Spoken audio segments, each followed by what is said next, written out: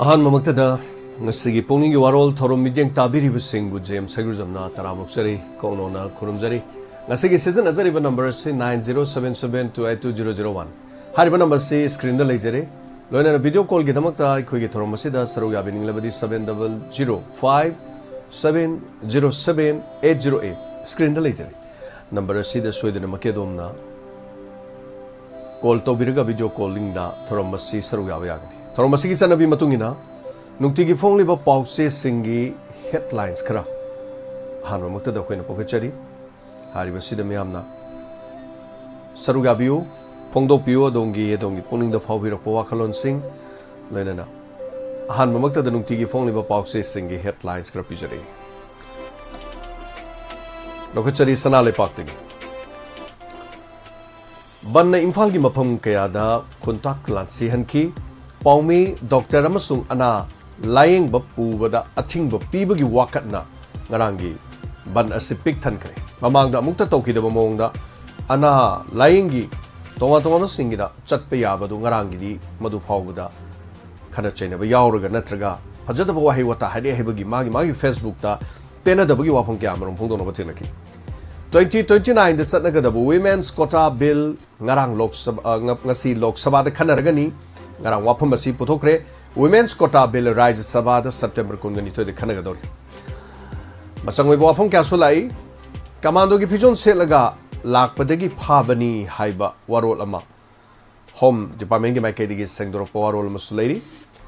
imung da tv yengduno leijaba mapa macha anida RAF kanguna sangsilaga imung manungdagi soro singthoga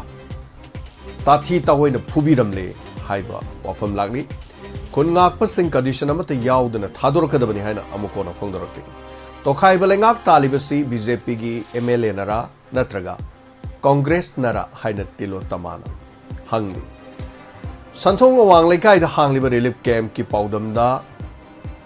laininna inmen kaya nahalle angang kaya mahi tamba phanghodri haiba photo ko konana haktheng na ba paudam ma yaw soma da athingba thamlakliba si mayokta Manipur Human Rights Commission da wakalakre haiba warol musyaw kanglei pak ki meragi nungthilgi paugi headlines da pungni funi pangi banna yamna chawna mai pakna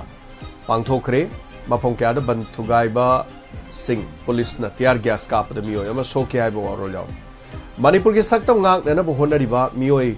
manga amadi khulngak liba sing khudimak lengak na hero oina lawgadabani haiba warol yawri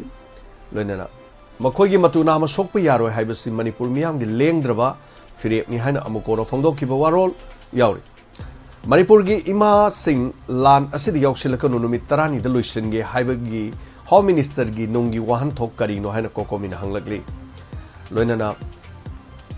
khulnga pamanga phabadi yawbani haiba special commando gi OC Vivekanand gi imung manung yum thadok tuna chanakhre haiba wafam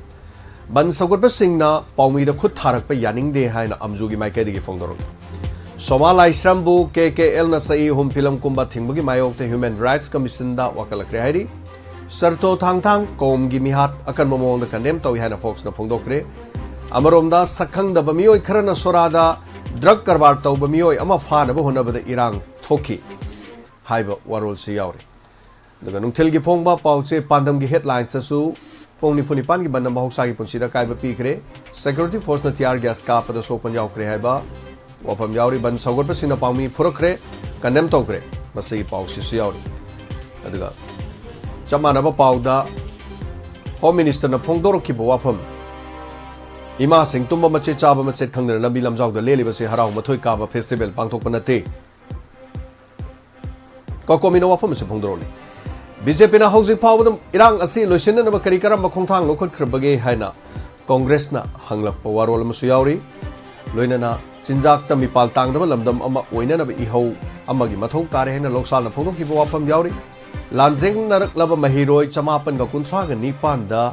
CMC SRS ki kana basing phangan ga dauri haiba warol yauri aduga irabo na miro taki basi kari gidama kana gidama taki bro haiba sishu tangai fadana khangdaba yade loina na MLRN ALR ek maitai gi hak khongai no bani haina thonau jo mesor na phongdok pawaro yauri Warol gi thodang gi headlines ta khulngak pamioi manga phajin khibagi mayok ta chathakiba banna miyam gi punsida kaiba pikre TV yang duno leijaba soinair banu pa amasu RAM na imung dagi chingthok laga tamthina phubi ki photo kona ni yauri Pakiba khulngak pa matuna masok na thador kadabani amuko gi Warol chamana ni yauri ban sagoba singna pawmi phurak pa laibak thibani amjuna haiba wafam yauri somada thamliba thingba lauthok piu haiba mioi kyana phongdorok gi Warol se yauri loinana Special CDO gi uniform lana set pa miscreant kharana miyam da aram na thabak tori haiba report lakle haina additional home secretary na phongdorokli loinana ayuk pung manga dagi numidang pung 8 phaw curfew komdo khre khulngak pa manga gi imung manung CM ga haktheng na unaba yana badu purakhide haiba Warol masu yauri ngasi gi hoya lampau gi headlines khajik na lokasage puni puni ban gi bana Manipur mapu pandaba chamana khre Tampaki district khundak lan sikre police na tiar gas kap tuna tan khaib ban mapung phana du mukchathari Delhi da lerak ni ba MLA minister prime minister unabagi matam pibiraba hijack re ba paw yauri police na wahem bom lekai mai thado koni hairam badu sengdor ka da bani haina khumuksum indubla na pongdorokli pajin ke ba khun ngak pa mioi manga chief minister gwari sanabada thadok na bi mathang yana ba prokhidre haiba wafam tobal gi mai kai da su khundak lan sikhe ba paw yauri loinana Lok Sabha the Women Reservation Bill puthokre haiba Warol yauri Manipur gi lan thorokpati gi Mizoram gi border town Jora tharda drug control gi hotspot oirakle Mizoram da masing yamna drug tattana phab gi wapam lai loina na hoyal pau gi pau se tonga tongan ma phum kya da nupi sina lambi thar gi photo na pic thani yauri loina na koki militant sing namorom da bomb kapsilakre nongoi su kapsilakre Sorada no mai kapagi thodok arambai tengol go mari leina de naujumde na phongdorok Warol yauri leina na double engine gi lengak leina isagi yum mai thadok khibada natana more da sangma ngamdana relief camp da leirak pa tha mari makhai farak le haktheng na ba pawdam yauri leina na ngasi gi loisalak pada headlines si pono phamdu gi mati amalo ko jage ayam headlines si manare puni pan gi banna chamna chawna kai ba pikre security tiar gas ka pa da bisokle imung manung da chingtholaga mi ani phuram bagi sokle habagi pau narangi bangi tongan ba mafang kya da pang thokki bagi photo na singba pithani yauri medical staff sing sigumbada kom thok piu haibo Warol su yauri loina na nagagi lam inchi ama phawa sok pa yaroi haibo Warol su yauri Delhi da leribe MLA sing prime minister Modi ko unana ba che pisan khre hari amron da police ki uniform lana season ar phagi second thorang lokot pa hore haina police ki makai di phongdorogli Urkul Churchanpur the Science Center mahang na bi thorang tokre loina na sipoi sarto thang konget aroi ba mathau mangam pangtho ke fox na condemn tokre loina na kuke lalo bagi tek ta lekhidraba AR Pasnen Alok Kumar gi mafam dikai komno bot khre Amit Shah gi wafam miyam gi thamoi da ta na thinbugum thole ko komi na phongdok po wafam yauri loina na phaki ba mioi sing khunga ko thadok ka dabani amuko gi wafam su yauri Irabot ki thorom da thingba thambiganu haiba Warol masya masin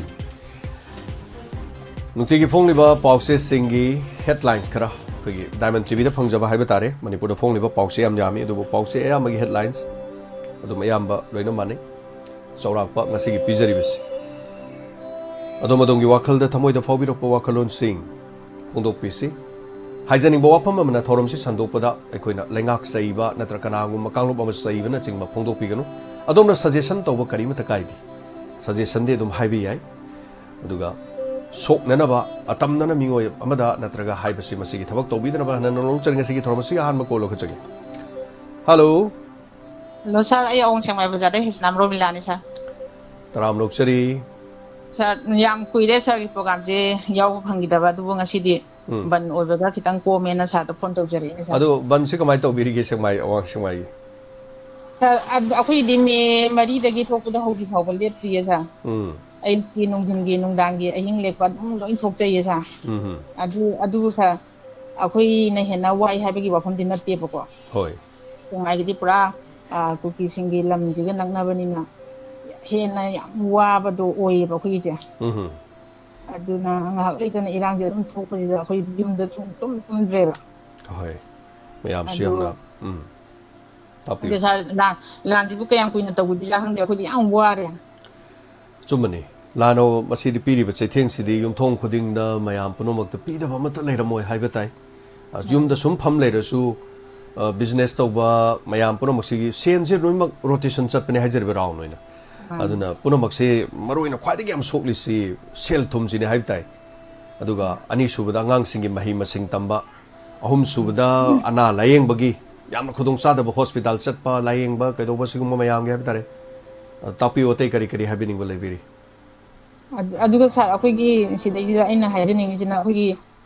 sorok ngakpa da thoklei isini naw ima isa mayam nupa orga su akogi yu sa thaga sorok ngakpa su apan ba khade dum thok ebo ko yam chumi maki ju to ning de adaga akogi ima isini naw ima isa mayam jina ju akogi ima ni haina thoklaga di ima gi sakam do honinge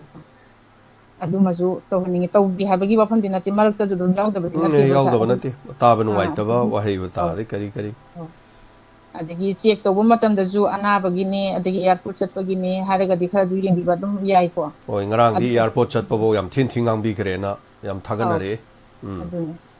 adu ju to han jeng de aduga aigi iming da thopi haidana ju kan thok ju ai pam jade aduga audi yang ji mateng lawraga sa donation to bu yam kan chat khanari bu ko hoi asi ma ju ai taseng haraga di lang gi dam tani haraga di akoi dam jugi loina mak mateng pangna da ba mi kana su yaw na de la chumna aduga mokoina khutta khulai pairaga yum da changdan donation to buji maju hingan jani ne masi matang haijage sar matung da marakta dum marakta pau thongna chere sa haijage thaga chari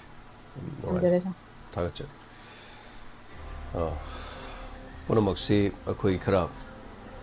ngasi ngarang si pam da thodo khara hairagadi akhoi amana amada onsinaraga maitei do onsilaga natraga koi loop amana onsilaga akhoi masen muknaba manbagi mong ama khak uba phange tasengna hairabada wafam asidi khoi yamna section bachu memina kari haini khoba khugada ba haibatai ko adagi masi tare tara thongna khanara ganda akhoi afaba khongthang ama thangaudradi maikai ama rom da chatke tawre haibatai tangai phadabani hoi kungi pharuba tawruba thadokpiyo hain mayam iho hori iho sigi da makta mari lena singi mai bel singam wari garang na handegi tiar gas kap to khotna yam tawr ain gi thong da tawrokpani no mayam na so hai mayam na mafam asida kanna thongna leina tawbiri badu chingi lamda tawbi badi ude garang kap tiar gas kap gi video photo thagala pu don thongna yamna kap kre mayam na sum loina comment pinabada ko akhoi da kap hi haidun akhoi songning banate maduda tawri ba chap manaba action do ching da su tawbira di nungai dong ni gan hai ba su lei aduna lambi da hoi Shakespeare phanek pareng sana khan ba su dum yawi adubu phanek khalli do da doctor gumba nurse gumba medical gi staff hai batai moisi front line da lei ba kangu ne na khoina loba yai khudong thiba tholokpa matamna aikhoi gi doctor gi medical dei se mayam punamak se khoi doctor na di order khatani torom do ba doctor ni hida kap to na te surgery to ba doctor na surgery to mai to bai wani adu gam seng na haraga di khoi medical staff adigi lab technician adigi operation gi technician lady ba radiology gi lady ba mayam hai tai sigum se am maru oi adu makoi phanek janjal thamag di kamai saturi gi imai bel sum khana biyo ba koi mai bel singna tawbudu lali na haijabai wana tiko aduna karmai na chatka dauri ge ba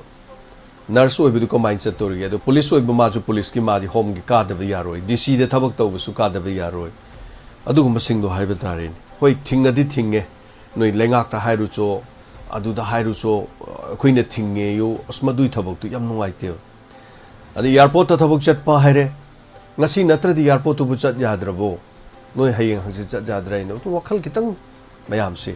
tabadi chang masi mapam khudi makta to budi nate ko mapam ama ani dai tai ko yam phajana dum to we support to hai batai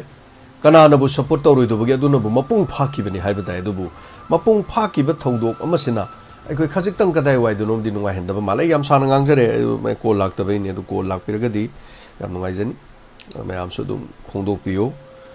masida koi lengak saiba du to bai wafam de khoi yaujade ko diamond tv gi aduna mayam pono mangna kar phajaba jaba dum maron da dum hainer se dum kaisu kai bali te suggestion to bune ba ngasigi haijaki ba wafam sing da dum khanna ba ya ba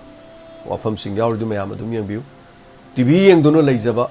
mapam sa do imung dagi chingthoga soro soro chingbagi phuram basibo adom karim to haibi ning dabrabo tabi raga pausi kari haibi ninge bo si matang so dom haibi yai si dom haibi yo adana hauji phawda kun nga ko mi thadok piyo haiba si so dom haibi yai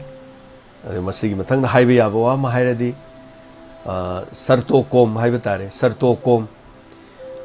jati miyo yama masak khang da basing na kari gi damang that piramino si matang da so dom na phongdok pibe koi sarkar chai bi wadi ko loi tok si adana thagachari mathangi ai kol ama lokhachage adagi me amna haiba so paumi phuba ko sigum so dom haiba yai adaga hello isi bungo isi sunita ni isi thamoi nunggi ungning dagi tholakpa wa pham ani khakta diamond radio gi mafam da isi na ungtok jarake isi ahan ba makta da isi diamond isi am ta haija hoge isi di wang diamond tv diamond radio na haire ado diamond tv lai biram bagi da makta akoi diamond gi tv channel chi lai biram gi damta isi hoina koin wa na matam da wahai khara phongdok jabase kogi diamond gi yam chawraba thodang sibu isena thagachari aduga loina na ngarang kogi medam charol barana masagi bade numita kogi blai chun haikak mapan gi ko da tv ama isagi bade ga loina na kogi blai chun gi pibira iba inaung pibichu isena ahama da ikai kunaba uchari aduga isena loina na isegi thamoi nungki tholakpa wahai wafam ani da phongdok jage haibadi koigi sum koina social media da sum urakpa mayam da koigi lamdagi yung kaira la ibase khalubda pung ani dagi sum ka tholaga kanda ko yum haibase kang phanayam waro basu phanayam lamda lera basu yum haibase kawngamde miyoba koina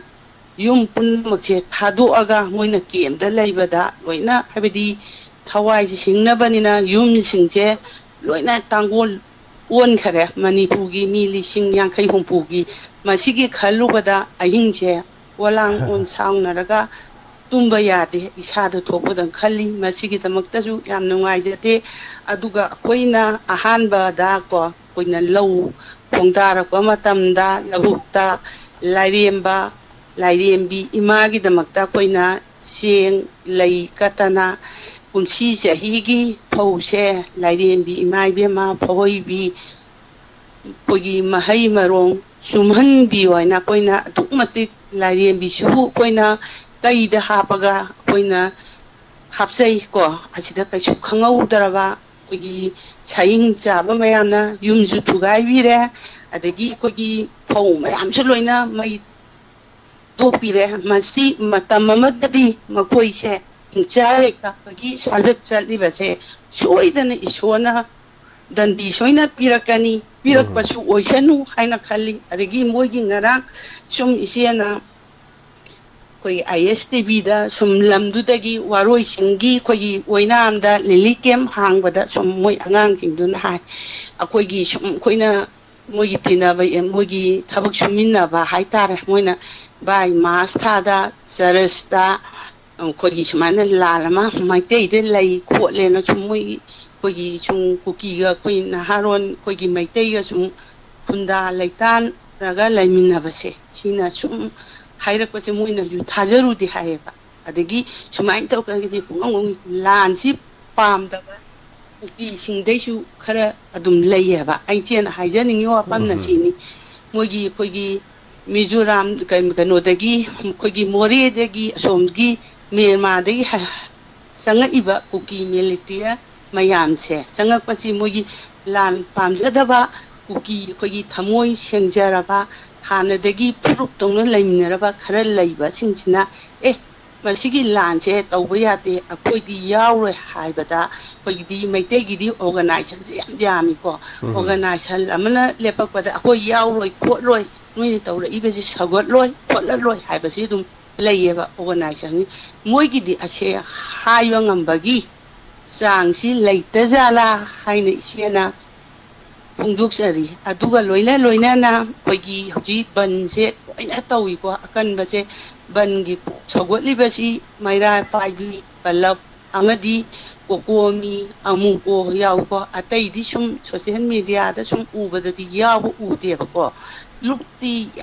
ꯌꯥꯝꯃꯤ ꯍꯥꯏ ꯃꯁꯤ ꯃꯅꯤꯄꯨꯔꯒꯤ ꯏꯍꯧꯒꯤꯅꯤ ꯏꯆꯥꯁꯤꯡ ꯀꯟꯒꯗꯕꯅꯤ ꯏꯆꯥ ꯃꯉꯥ ꯀꯟꯒꯗꯕꯅꯤ ꯍꯥꯏꯅ ꯊꯣꯛꯏ ꯑꯗꯨꯒ ꯑꯩꯈꯣꯏ ꯂꯨꯞꯁꯤ ꯌꯥꯝꯃꯤ ꯀꯣꯛ ꯆꯨꯡꯁꯤꯟꯕꯤꯌꯨꯗꯤ ꯍꯥꯏ ꯑꯗꯨꯒ ꯏꯆꯦꯒꯤ ꯋꯥꯈꯜꯗꯗꯤ ꯂꯨꯞꯁꯦ ꯌꯥꯝꯕꯅꯁꯨ ꯐꯩ ꯍꯥꯏꯕꯗꯤ ꯃꯅꯤꯄꯨꯔꯒꯤ ꯀꯥꯆꯤꯟ ꯀꯣꯌꯥꯁꯦ ꯌꯥꯝꯅ ꯆꯥꯎꯕꯅꯤꯅ ꯍꯥꯏꯕꯗꯤ ꯂꯨꯞꯁꯤ ꯂꯝꯖꯤꯡꯕꯤꯅꯕ ꯂꯩꯇ꯭ꯔꯗꯤ ꯑꯩꯈꯣꯏꯒꯤ ꯏꯍꯧꯁꯦ ꯃꯀꯣꯛ ꯆꯤꯡꯕꯤꯅꯕ ꯑꯩꯈꯣꯏꯒꯤ ꯂꯩꯇꯗꯤ ꯊꯣꯛꯂꯛꯇꯦꯕ ꯂꯩꯁꯅꯨ ꯀꯩꯁꯨ ꯀꯥꯏꯗꯦ ꯁꯝꯅ ꯍꯥꯏꯕꯗ ꯆꯥꯡꯗꯝꯅꯕꯗ ꯃꯅꯤꯄꯨꯔꯗ ꯂꯩꯔꯤꯕ ꯂꯣꯏꯅ ꯑꯩꯈꯣꯏꯁꯤ ꯁ꯭ꯀꯨꯜ ꯏꯝꯐꯥꯜꯗ ꯂꯩꯕ ꯁ꯭ꯀꯨꯜ ꯑꯃꯠꯇꯗ ꯇꯝꯕ ꯌꯥꯄꯣꯠꯇꯦ ꯄꯨꯝꯅꯃꯛ ꯂꯝ ꯂꯝꯗꯨꯒꯤ ꯁ꯭ꯀꯨꯜ ꯂꯣꯏ ꯂꯩ ꯁ꯭ꯀꯨꯜꯁꯤ ꯂꯥꯁꯇ ꯑꯩꯈꯣꯏꯒꯤ ꯇꯨꯌꯦꯞ ꯇꯦꯜ ꯍꯥꯏꯅ ꯑꯩꯈꯣꯏꯒꯤ ꯄꯩꯈꯥꯁꯦ ꯇꯧꯔꯛꯄꯁꯤꯗ ꯑꯊꯣꯏ ꯑꯍꯦꯟ ꯇꯥꯟꯅꯔꯛꯏ ꯑꯊꯣꯏ ꯑꯍꯦꯟ ꯇꯥꯟꯅꯔꯛꯄꯁꯤꯗ ꯑꯩꯈꯣꯏꯒꯤ ꯀꯣꯛ ꯆꯨꯡꯁꯤꯟꯅꯔꯤꯅꯦꯕ ꯑꯊꯣꯏꯕꯁꯤꯡꯁꯤꯅ ꯍꯥꯏꯕꯗꯤ ꯀꯣꯛ ꯆꯤꯡꯁꯤꯟꯅꯔꯒ ꯍꯥꯏꯕꯒꯤ ꯋꯥꯈꯜꯅꯦꯕ ꯑꯊꯣꯏꯕꯗꯨ ꯄꯨꯊꯣꯔꯛꯑꯀꯥꯟꯗ ꯃꯅꯥ ꯄꯤꯀꯣ ꯑꯗꯣ ꯑꯩꯈꯣꯏꯒꯤꯁꯨ ꯃꯅꯤꯄꯨꯔꯒꯤ ꯌꯥꯝꯁꯅꯨ ꯁꯤꯌꯣꯁꯤ ꯌꯥꯝꯅ ꯂꯨꯔꯛꯑꯕ ꯃꯇꯝꯗ ꯁꯨꯃꯥꯡ ꯂꯤꯂꯥꯗ ꯁꯪꯂꯦꯟꯗ ꯑꯩꯈꯣꯏ ꯋꯥꯔꯦꯞ ꯂꯧꯔꯒ ꯍꯥꯏꯕꯗꯤ ꯑꯗꯨꯗꯩ ꯁꯤ ꯇꯧꯁꯤ ꯇꯧꯁꯤ ꯑꯩꯈꯣꯏ ꯆꯠꯊꯔꯛꯏꯕ ꯁꯔꯀꯥꯔꯗ ꯁꯤ ꯍꯥꯏꯗꯤ ꯄꯥꯕ꯭ꯂꯤꯛ ꯃꯌꯥꯝ ꯁꯨꯃꯥꯏꯅ ꯇꯧꯁꯤ ꯍꯥꯏꯅ ꯆꯨꯡꯁꯪꯅꯩ ꯍꯥꯏꯕ ꯑꯗꯣ ꯂꯨꯞ ꯌꯥꯝꯕꯗꯤ ꯏꯆꯦꯗꯤ ꯊꯣꯏꯗꯣꯛꯅ ꯀꯥꯏꯗꯕ꯭ꯔꯥ ꯍꯥꯏꯅ ꯏꯆꯦ ꯋꯥꯈꯜꯗꯗꯤ ꯃꯁꯤ ꯑꯝꯇ ꯐꯣꯡꯗꯣꯛꯆꯒꯦ ꯇꯧꯕꯅꯤ ꯏꯆꯦ ꯊꯥꯒꯠꯆꯔꯤ ꯏꯆꯦ ꯇꯧꯔꯨꯗꯕꯅꯤꯅꯅꯦ ꯗꯥꯏꯃꯟ ꯔꯦꯗꯤꯑꯣ ꯍꯥꯏꯈꯤꯕꯀꯣ ꯀꯩꯁꯨ ꯀꯥꯏꯗꯦ ꯏꯆꯦ ꯑꯩꯁꯦ ꯗꯥꯏꯃꯟ ꯔꯦꯗꯤꯑꯣꯗꯒꯤ ꯍꯧꯔꯛꯄꯅꯤ ꯗꯥꯏꯃꯟ ꯔꯦꯗꯤꯑꯣꯗꯒꯤ ꯏꯆꯦ ꯁꯨꯝ ꯑꯩꯁꯨ ꯃꯤꯅꯅꯦ ꯂꯝꯕꯤꯗ ꯀꯧꯕꯗ ꯗꯥꯏꯃꯟ ꯔꯦꯗꯤꯑꯣꯒꯤ ꯖꯦꯝꯁ ꯁꯤ ꯂꯩꯔꯦꯅ ꯃꯌꯥꯝꯅ ꯍꯦꯛꯇ ꯑꯗꯩ ꯊꯥ ꯍꯥꯏꯌꯦ ꯀꯩꯁꯨ ꯃꯔꯤ ꯀꯥꯏꯗꯦ ꯀꯩꯁꯨ ꯇꯧꯕꯗꯨꯗꯅꯦ ꯀꯥꯏꯗꯦ ꯁꯨꯝ ꯂꯥꯏꯐ ꯇꯥꯛꯀ ꯇꯧꯕꯁꯦ ꯏꯉꯥꯎ ꯉꯥꯎꯈ꯭ꯔꯦꯕ ꯁꯨꯝ ꯊꯥ ꯃꯔꯤ ꯂꯦꯞꯄꯨꯔꯕꯅꯤꯅ ꯋꯥꯍꯩ ꯀꯩꯁꯨ ꯀꯥꯏꯗꯦ ꯋꯥꯇꯥꯁꯦ ꯀꯩꯁꯨ ꯀꯥꯏꯗꯦ ꯑꯗꯣ ꯗꯥꯏꯃꯟ ꯔꯦꯗꯤꯑꯣ ꯍꯦꯛꯇ ꯍꯥꯏꯒꯦ ꯗꯥꯏꯃꯟ ꯆꯦꯅꯦꯜ ꯍꯣꯏ ꯍꯣꯏ ꯍꯥꯏꯒꯦ ꯍꯣꯏ ꯇꯧꯕꯗꯅꯦ ꯑꯗꯣ ꯃꯁꯤꯁꯦ ꯋꯥꯐꯝꯁꯦ ꯃꯤꯡꯁꯤꯁꯨ ꯍꯦꯛꯇ ꯌꯥꯝ ꯃꯥꯟꯅꯔꯦꯗꯣ ꯑꯗꯨꯅꯅꯤ ꯑꯗꯨꯃꯥꯏꯅ ꯇꯧꯕ ꯍꯣꯏ ꯀꯩꯁꯨ ꯀꯥꯏꯗꯦ ꯑꯗꯨꯕꯨ ꯑꯩꯅ ꯑꯃꯨꯛ ꯁꯦꯝꯗꯣꯛꯅꯕꯒꯤ ꯇꯥꯟꯖꯥ ꯑꯃꯁꯨ ꯄꯤꯖꯔꯦ ꯏꯆꯦꯅꯁꯨ ꯁꯦꯝꯗꯣꯔꯛꯑꯦ ꯌꯥꯝ ꯅꯨꯡꯉꯥꯏꯔꯦ ꯏꯆꯦ ꯊꯥꯒꯠꯆꯔꯤ ꯏꯆꯦ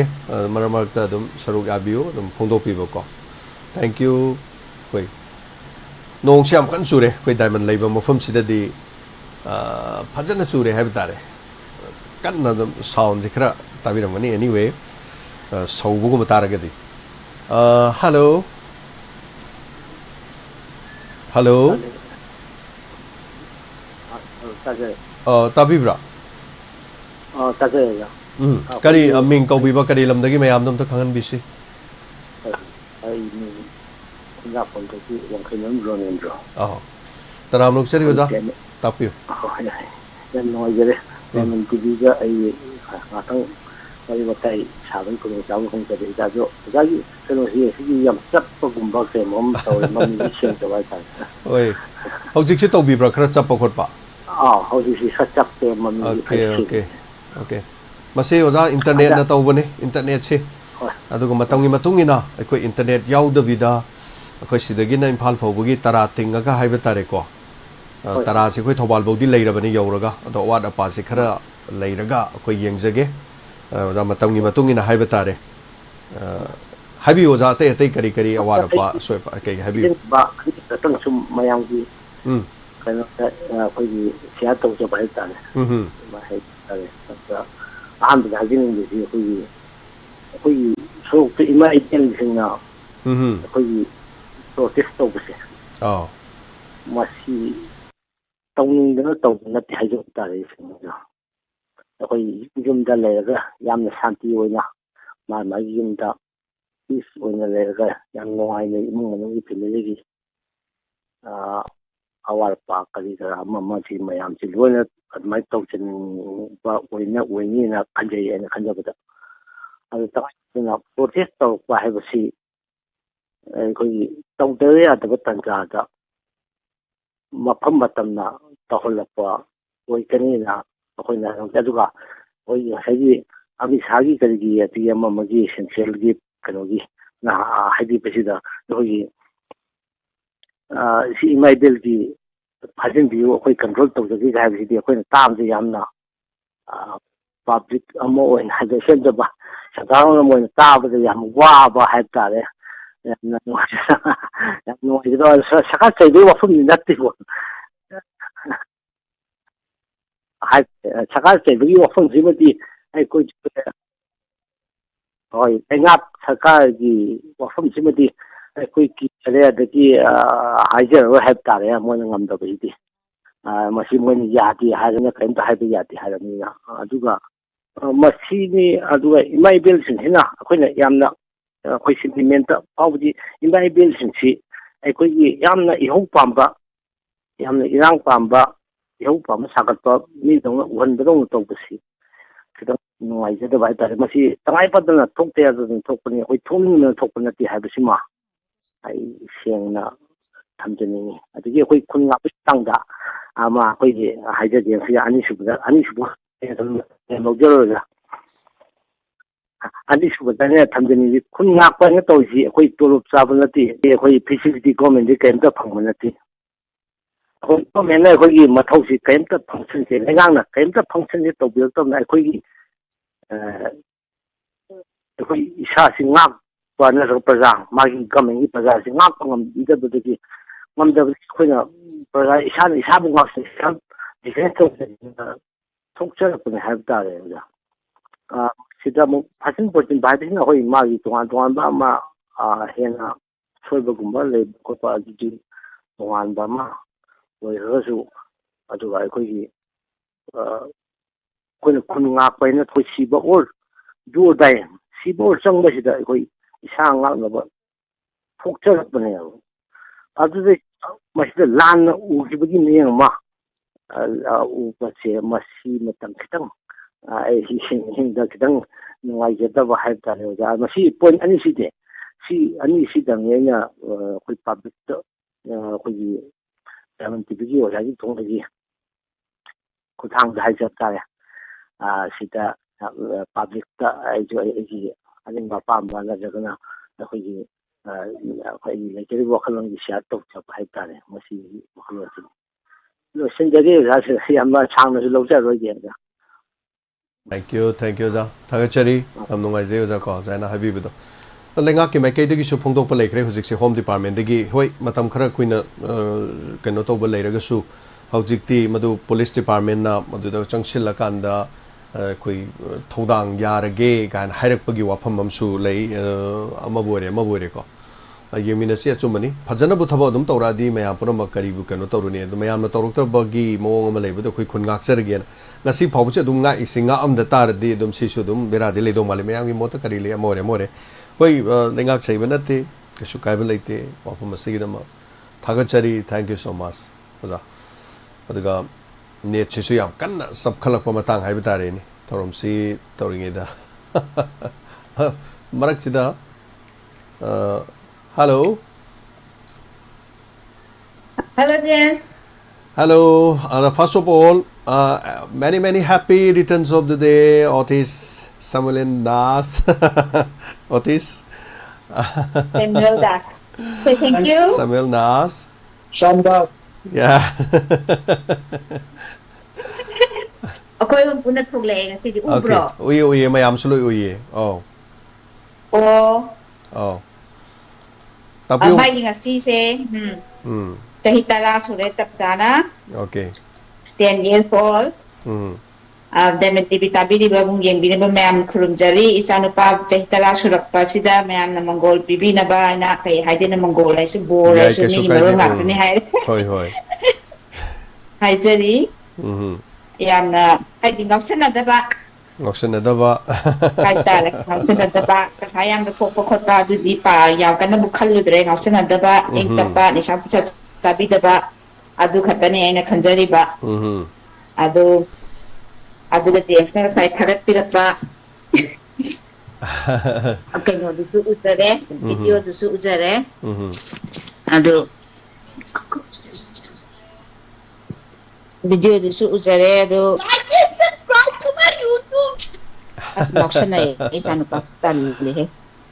angang ni hong nabi ni shape don taw so na kan taw busin sinadika okay adu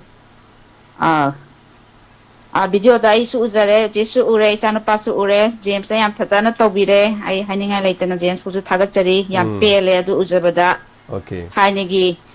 ꯀꯩꯅꯣꯁꯤꯡꯗꯣ ꯑꯉꯥꯡ ꯕ꯭ꯂꯥꯏꯟ ꯁ꯭ꯀꯨꯜꯗ ꯆꯠꯂꯨꯕꯒꯤ ꯖꯦꯝꯁꯅ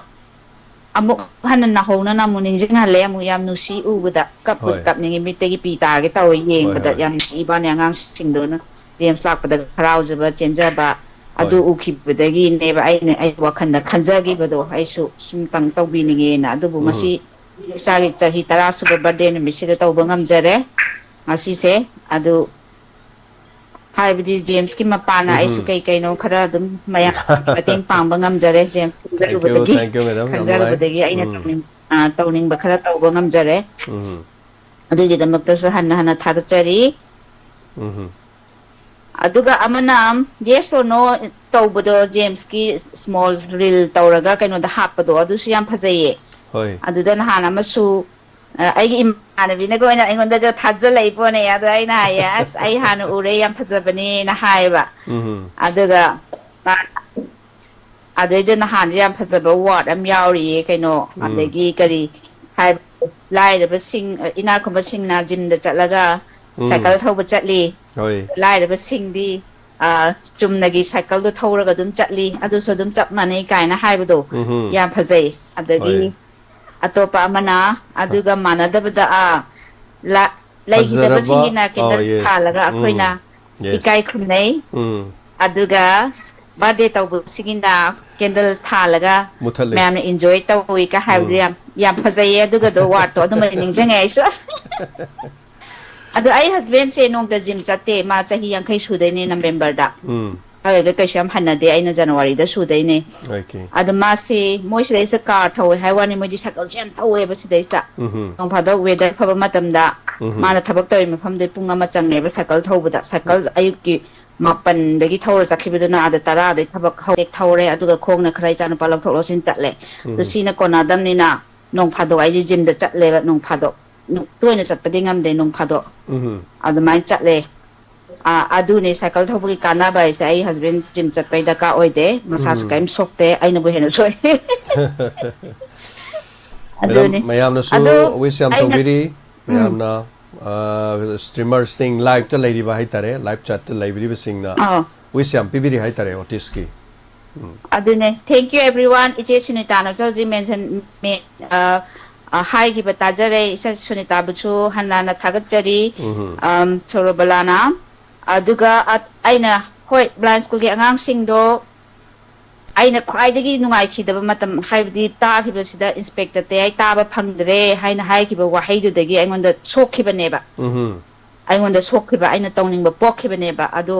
ꯍꯣꯏ ꯖꯦꯝꯁ ꯃꯣꯏꯗꯨ ꯇꯤꯚꯤꯗꯣ ꯃꯣꯏꯒꯤ ꯄ꯭ꯔꯤꯟꯁꯤꯄꯥꯜꯅ ꯂꯧꯕ ꯂꯥꯛꯑꯒ ꯑꯉꯥꯡꯁꯤꯡꯗꯨꯅ ꯍꯌꯦꯡ ꯑꯃꯨꯛ ꯃꯣꯏꯒꯤ ꯍꯣꯁꯇꯦꯜꯗ ꯑꯃꯨꯛ ꯍꯜꯂꯛꯑꯒ Very sorry. Line sisu tathoki ba haiba tare. Madam line kano tawra kanda. Anyway, internet se phat tat ki ba ma muk shin gi ba haiba tare. Adum. Hello. Dagan. Nanti anak ulang ni benda. Nombi kan tarik konjen tu kaya cengdera nanti di. Okay. Ini lepas jaga tu. Dong yang nak kalle. Jo ada kesu dalam singa singa nama pondok kan yang baik di. Aku live ka aku ilan di mamang da. Dalam si program si kami neraga nungai nalai ni kan baik cini nau tikal ada mai bel sing ada pakung moi mayamsu koi bul line leiba adigi line call tawbira ku mayamsing ku ahan mamakita na direct kaba adigi diamond tv na pau se phajana phauna biba ina biba ngambo oisun aiba simana na na ahan mamita pukatani ado hojiki line je line se taba khongdaba mi mayam leibanina Okay. phone se kanana tawroino kanana tawkeino khangna taba mayam leinare Hauzik si tomba ngahaki mamangda ay marak thasara kanda ngahaki mamangda Madam Sarobala tawbira mi ngasi si Madam Sarobala gi machanupa gi birthday ni haitare Otis ki ko Otis ka wi Otis nas magi birthday gi husik ka call tawbira mani masu thamgida ngari anyway maka haibi tomba do arang khoi gi marup haitare khoi diamond family gi brother sex fair ai line pau phau na gai se khoi individual na adagi ꯃꯣꯏꯅ ꯄꯥꯟꯗꯔꯕꯗ ꯃꯌꯥꯝ ꯋꯥꯔꯧꯕꯤꯔꯣꯏ ꯂꯥꯏꯟꯁꯦ ꯂꯥꯏꯐꯇ ꯌꯦꯡꯕ ꯐꯪꯗ꯭ꯔꯕꯅ ꯑꯩꯅ ꯁꯨꯝ ꯂꯥꯏꯟꯗ ꯐꯥꯎꯅꯕꯁꯦ ꯑꯩ ꯈꯖꯤꯛꯇꯪ ꯃꯃꯤꯡ ꯄꯟꯖꯔꯛꯀꯦ ꯃꯌꯥꯝ ꯇꯥꯕꯤꯔꯤꯕꯁꯤꯡꯅ ꯋꯥꯔꯧꯕꯤꯔꯣꯏ ꯍꯥꯏꯅ ꯊꯝꯖꯒꯦ ꯑꯗꯒꯤ ꯍꯥꯏꯕꯤꯌꯨ ꯍꯥꯏꯕꯤꯌꯨ ꯕ꯭ꯔꯥꯗꯔ ꯆꯥꯟꯈꯩꯕꯝ ꯃꯥꯒꯤ ꯅꯝꯕꯔ ꯗꯥꯏꯔꯦꯛ ꯃꯥꯒꯁꯨ ꯑꯗꯨꯝ ꯄꯥꯎ ꯐꯥꯎꯅꯔꯦ ꯑꯗꯨꯕꯨ ꯃꯥꯒ ꯄꯥꯎ ꯐꯥꯎꯅꯕ ꯃꯇꯝꯗ ꯑꯩꯅ ꯇ꯭ꯔꯥꯟꯁꯂꯦꯁꯟ ꯑꯩꯉꯣꯟꯗ ꯅꯍꯥꯟꯋꯥꯏ ꯑꯩꯈꯣꯏ ꯂꯥꯟ ꯆꯦꯜꯂꯛꯄ ꯆꯨꯔꯆꯥꯟꯄꯨꯔꯒꯤ ꯁꯦꯀ꯭ꯔꯦꯇꯔꯤꯌꯦꯠꯇ ꯂꯩꯔꯤꯉꯩꯗ ꯀꯣꯜ ꯇꯧꯔꯛꯄꯒꯤ ꯋꯥꯔꯤ ꯁꯝꯂꯛꯄ ꯏꯍꯥꯟ ꯍꯥꯟꯅ ꯗꯥꯏꯃꯟ ꯐꯦꯃꯤꯂꯤꯒꯤꯗ ꯅꯠꯇꯅ ꯃꯅꯤꯄꯨꯔꯗ ꯂꯩꯔꯤꯕ ꯃꯤꯌꯥꯝꯁꯤꯒꯤ ꯈ꯭ꯋꯥꯏꯗꯒꯤ ꯏꯍꯥꯟ ꯍꯥꯟꯅ ꯑꯩꯉꯣꯟꯗ ꯀꯣꯜ ꯇꯧꯕꯤꯔꯛꯄꯁꯦ ꯗꯥꯏꯖꯦꯟꯁꯅ ꯏꯍꯥꯟ ꯍꯥꯜꯂꯤ ꯍꯥꯏꯕꯁꯦ ꯈꯔꯤꯕꯝꯗꯩ ꯕ꯭ꯔꯗꯔ ꯈꯔꯤꯕꯝꯗꯩ ꯄꯨꯈꯠꯆꯈꯤ ꯑꯗꯣ ꯃꯥꯅꯁꯨ ꯌꯥꯝꯅ ꯍꯔꯥꯎꯕ ꯐꯣꯡꯗꯣꯔꯛꯏ ꯑꯗꯨꯕꯨ ꯑꯩꯒꯤ ꯅꯝꯕꯔꯁꯦ ꯃꯥꯅꯁꯨ ꯌꯥꯝꯅ ꯄꯥꯝꯃꯝꯕ ꯌꯥꯝꯅ ꯈꯪꯅꯤꯡꯕ ꯑꯗꯨꯕꯨ ꯃꯥꯅ ꯂꯥꯏꯟ ꯆꯠꯂꯒ ꯈꯪꯍꯟꯕꯗꯒꯤ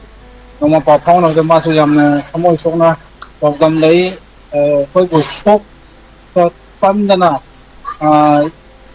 ꯂꯩꯔꯝꯕ ꯑꯗꯒꯤ ꯄꯥꯎ ꯐꯥꯎꯅꯕꯁꯦ ꯃꯥꯅꯁꯨ ꯌꯥꯝꯅ ꯍꯔꯥꯎꯕ ꯌꯥꯝꯅ ꯅꯨꯡꯉꯥꯏꯕ ꯑꯃ ꯐꯣꯡꯗꯣꯛꯆꯔꯤ ꯉꯁꯤ ꯗꯥꯏꯃꯟ ꯇꯤꯚꯤꯗ ꯅꯅꯥꯎꯅ ꯐꯣꯡꯗꯣꯛꯆꯔꯤ ꯍꯥꯏꯇꯥꯔꯦ ꯀꯔꯤꯒꯤꯅꯣ ꯍꯥꯏꯕ ꯃꯇꯝꯗ ꯈꯪꯗꯕ ꯃꯤꯅꯗꯤ ꯁꯨꯝꯕꯁꯤꯕꯨ ꯗꯥꯏꯃꯟ ꯇꯤꯚꯤꯗ ꯐꯣꯡꯗꯣꯔꯛꯑꯦ ꯍꯥꯏꯒꯗꯕ ꯍꯧꯖꯤꯛꯁꯦ ꯂꯥꯏꯚꯇ ꯐꯪꯗ꯭ꯔꯕꯅꯤꯅ ꯉꯁꯥꯏ ꯑꯩꯅ ꯍꯥꯏꯖꯈꯤꯕ ꯀꯅꯥ ꯂꯥꯏꯚꯇ ꯂꯩꯔꯤꯅꯣ ꯀꯅꯥ ꯂꯩꯇꯔꯤꯅꯣ ꯍꯥꯏꯕꯗꯤ ꯈꯪꯗ꯭ꯔꯕꯅꯤ나 ꯇꯥꯕꯤꯔꯤꯕ ꯃꯌꯥꯝꯁꯤꯅ ꯑꯩꯈꯣꯏ ꯈꯔ ꯂꯥꯏꯚꯇ ꯃꯥꯏ ꯀꯣꯜ ꯐꯪꯗꯕ ꯑꯗꯒꯤ ꯏꯆꯤꯟ ꯏꯅꯥꯎ ꯂꯥꯏꯚꯇ ꯂꯩꯕ ꯀꯥꯡꯕꯨꯁꯤꯅ ꯏꯅꯥꯎꯁꯤꯡꯁꯦ ꯅꯠꯇ꯭ꯔꯒ ꯏꯄ꯭ꯋꯥꯁꯤꯡꯁꯦ ꯑꯩ ꯏꯃꯨꯡꯁꯤꯡꯁꯦ ꯁꯨꯃꯥꯏꯅ ꯂꯩꯔꯤꯀꯣ ꯍꯥꯏꯕꯁꯤꯃ ꯈꯪꯕꯤꯕꯁꯦ ꯌꯥꯝꯅ ꯑꯩꯈꯣꯏ ꯇꯥꯕ ꯐꯪꯖꯗꯕ ꯑꯩꯈꯣꯏꯒꯤꯗꯃꯛꯇꯗꯤ ꯅꯨꯡꯉꯥꯏꯇꯔꯒꯁꯨ ꯂꯥꯏꯐꯇ ꯂꯩꯕꯤꯔꯤꯕ ꯏꯆꯤꯟ ꯏꯅꯥꯎꯁꯤꯡ ꯐꯖꯅ ꯗꯥꯏꯃꯟ ꯇꯤꯚꯤꯕꯨ ꯁꯞꯄꯣꯔꯠ ꯇꯧꯕꯤꯔꯝꯃꯨ ꯄꯨꯛꯅꯤꯡ ꯊꯧꯒꯠꯂꯒ ꯃꯌꯥꯝꯁꯤꯕꯨ ꯅꯣꯡꯃ ꯐꯖꯅ ꯑꯃꯨꯛ ꯍꯥꯟꯅꯒꯤꯗꯧꯅ ꯄꯨꯟꯁꯤ ꯑꯃꯨꯛ ꯂꯦꯟꯕ ꯐꯪꯅꯕꯒꯤ ꯏꯁꯣꯔꯗ ꯇꯧꯅꯤꯁꯤ ꯍꯥꯏꯕꯁꯤꯃ ꯏꯅꯥꯎ ꯉꯁꯤ ꯁꯤꯒꯤ ꯋꯥꯔꯤꯗ ꯊꯝꯖꯔꯒ ꯀꯥꯏꯗ ꯇꯦꯟꯁꯤꯟꯖꯔꯒꯦ Thank you, Tomba, Thangachari. ꯈꯔ ꯌꯥꯝꯅ Hoi, mayam. ꯐꯣꯡꯗꯣꯛꯆꯅꯤꯡꯕꯅꯤ ꯅꯣꯡꯅꯤꯅ ꯇꯥꯕꯁꯦ ꯅꯨꯡꯉꯥꯏꯇꯔꯦ ꯑꯗꯨꯅ Hoi, ꯁꯤꯒꯤ ꯋꯥꯍꯩꯁꯦ nongsi ꯊꯝꯃꯒ yam kana susui koisida suko. Yam thagachari Tomba. Aduga mayam tengbang biningba te haiba tai koigi kunga pusing or everything khara cheng chak kumba oirasu adagi khara yamna kitang phibam chadabada tengbang biningba adum leirasu koidigi paulo bio maramdi tongan ba relief camp da leibiri basing ꯃꯈꯣꯏꯅ ꯑꯩꯈꯣꯏꯗ ꯍꯥꯏꯔꯛꯄ ꯌꯥꯝ ꯂꯩ ꯑꯩꯈꯣꯏꯒꯤ ꯑꯋꯥꯠ ꯑꯄꯥ ꯁꯨꯃꯥꯏꯅ ꯂꯩꯔꯦ ꯁꯨꯃꯥꯏꯅ ꯇꯧꯔꯤ ꯍꯥꯏꯗꯅꯀꯣ ꯑꯩꯈꯣꯏꯗ ꯇꯝꯃꯛꯄꯁꯨ ꯑꯗꯨꯝ ꯂꯩ ꯑꯗꯨꯅ ꯑꯩꯈꯣꯏꯁꯨ ꯀꯩꯁꯨꯕꯨꯗꯤ ꯑꯣꯏꯕ ꯅꯠꯇꯦ ꯃꯤꯆꯝꯅꯦꯕ ꯑꯗꯨꯝ ꯃꯌꯥꯝ ꯑꯣꯏꯕꯤꯔꯤꯕ ꯑꯗꯨꯃꯥꯏꯅ ꯑꯗꯨꯝ ꯑꯣꯏꯖꯕꯅꯦ ꯑꯩꯈꯣꯏꯁꯨ ꯀꯩꯁꯨ ꯂꯩꯇꯦ ꯑꯩꯈꯣꯏꯅ ꯂꯩꯖꯕ ꯍꯥꯏꯕꯕꯨ ꯋꯥꯈꯜꯂꯣꯟ ꯃꯥꯟꯅꯕ ꯑꯩꯈꯣꯏ ꯃꯌꯥꯝ ꯂꯩꯃꯤꯟꯅꯩ ꯍꯥꯏꯇꯥꯏ ꯑꯗꯨ ꯂꯩꯃꯤꯟꯅꯕ ꯑꯩꯈꯣꯏ ꯃꯌꯥꯝ ꯈꯔ ꯈꯥꯏꯅꯕ ꯑꯗꯨꯒ ꯊꯧꯔꯝꯁꯤꯕꯨ ꯂꯥꯏꯚ ꯑꯣꯏꯅ ꯌꯦꯡꯕꯤꯕ ꯇꯥꯕꯤꯕ ꯇꯤꯚꯤꯗ ꯇꯦꯂꯤꯚꯤꯖꯟꯗ ꯌꯨꯇ꯭ꯌꯨꯕꯇꯒ ꯑꯗꯩ ꯀꯣꯟꯅꯒ ꯌꯦꯡꯕꯤꯕ ꯍꯥꯏꯕ ꯇꯥꯏ ꯉꯔꯥꯡꯁꯨ ꯌꯥꯝ ꯅꯨꯡꯁꯤꯔꯕ ꯏꯅꯥꯎ ꯑꯃ ꯑꯩꯈꯣꯏꯒꯤ ꯃꯇꯦꯡ ꯄꯥꯡꯕꯤꯔꯛꯏ ꯁꯝꯅ ꯃꯥ ꯀꯩꯅꯣꯗ ꯂꯩꯖꯕꯅꯦꯕ ꯁꯤꯡꯒꯥꯄꯨꯔꯗ ꯇꯥꯃꯣꯒꯤ ꯚꯤꯗꯤꯑꯣ ꯌꯦꯡꯖꯔꯦ ꯑꯗꯣ ꯇꯥꯃꯣꯒꯤ ꯃꯌꯥꯝꯁꯤ ꯂꯣꯏꯅꯃꯛ ꯇꯥꯃꯣꯅ ꯇꯧꯔꯤꯁꯤ ꯎꯖꯔꯦ ꯇꯥꯃꯣ ꯃꯊꯪꯒꯤ ꯆꯠꯄꯗ ꯈꯤꯇꯪ ꯑꯋꯥ ꯑꯅꯥꯗ ꯃꯇꯦꯡ ꯄꯥꯡꯕꯤꯔꯝꯃꯣ ꯍꯥꯏꯅ ꯂꯨꯄꯥ 2,000 ꯄꯤꯕꯤꯔꯛꯑꯦꯕ ꯑꯗꯣ ꯃꯄꯥꯟꯗ ꯂꯩꯔꯒꯁꯨ ꯍꯥꯏꯇꯥꯔꯦ ꯇꯥꯃꯣ ꯁꯤꯗꯩꯗ ꯊꯕꯛ ꯇꯧꯔ ꯂꯩꯖꯕꯅꯤ ꯁꯤꯡꯒꯥꯄꯨꯔꯗ ꯄꯩꯁꯥꯗꯤ ꯌꯥꯝꯗ꯭ꯔꯦꯀꯣ ꯇꯥꯃꯣ ꯂꯨꯄꯥ 2,000 ꯈꯛꯇꯅ ꯁꯤ ꯃꯌꯥꯝ ꯅꯨꯡꯁꯤꯗ꯭ꯔ ꯃꯁꯤ ꯀꯔꯤꯒꯤꯅꯣ ꯑꯩꯈꯣꯏꯅ ꯇꯧꯖꯔꯤꯕ ꯋꯥꯐꯝꯁꯤꯡ ꯇꯧꯖꯔꯤꯕ ꯊꯧꯗꯥꯡꯁꯤꯡ ꯑꯗꯨꯗꯒꯤꯅꯤ ꯍꯥꯏꯕ ꯇꯥꯏ ꯑꯗꯨꯅ ꯇꯦꯟꯁꯤꯟꯖꯒꯦ ꯋꯥꯐꯝꯁꯦ ꯌꯥꯝ ꯅꯨꯡꯉꯥꯏꯖꯩ ꯇꯦꯡꯕꯥꯡꯕꯤꯔꯛꯄꯁꯨ ꯍꯣꯔꯦꯟ ꯃꯔꯣꯟ ꯂꯥꯎꯊꯣꯛꯆꯒꯗꯕ ꯈꯔꯁꯨ ꯑꯗꯨꯝ ꯂꯩꯖꯩ ꯈꯔ ꯈꯨꯟ ꯉꯥꯛꯄꯒꯤ ꯄ꯭ꯔꯦꯝꯒꯤ ꯃꯥꯟꯅꯗ꯭ꯔꯤꯁꯦ ꯃꯌꯥꯝ ꯑꯗꯨꯒ ꯃꯁꯤꯒꯤ ꯃꯔꯛꯇ ꯉꯁꯤꯗꯒꯤ ꯅꯨꯃꯤꯠ ꯈꯔꯅꯤꯒꯤ ꯇꯨꯡꯗ ꯅꯦꯚꯤ ꯀꯧꯕ ꯑꯉꯥꯡ ꯑꯃꯈꯛ ꯄꯥꯡꯒꯣꯡꯅ ꯃꯍꯨꯠ ꯁꯤꯜꯂꯒ ꯍꯥꯠꯇꯣꯛꯄꯤꯈ꯭ꯔꯕ ꯍꯥꯏꯕ ꯇꯥꯏ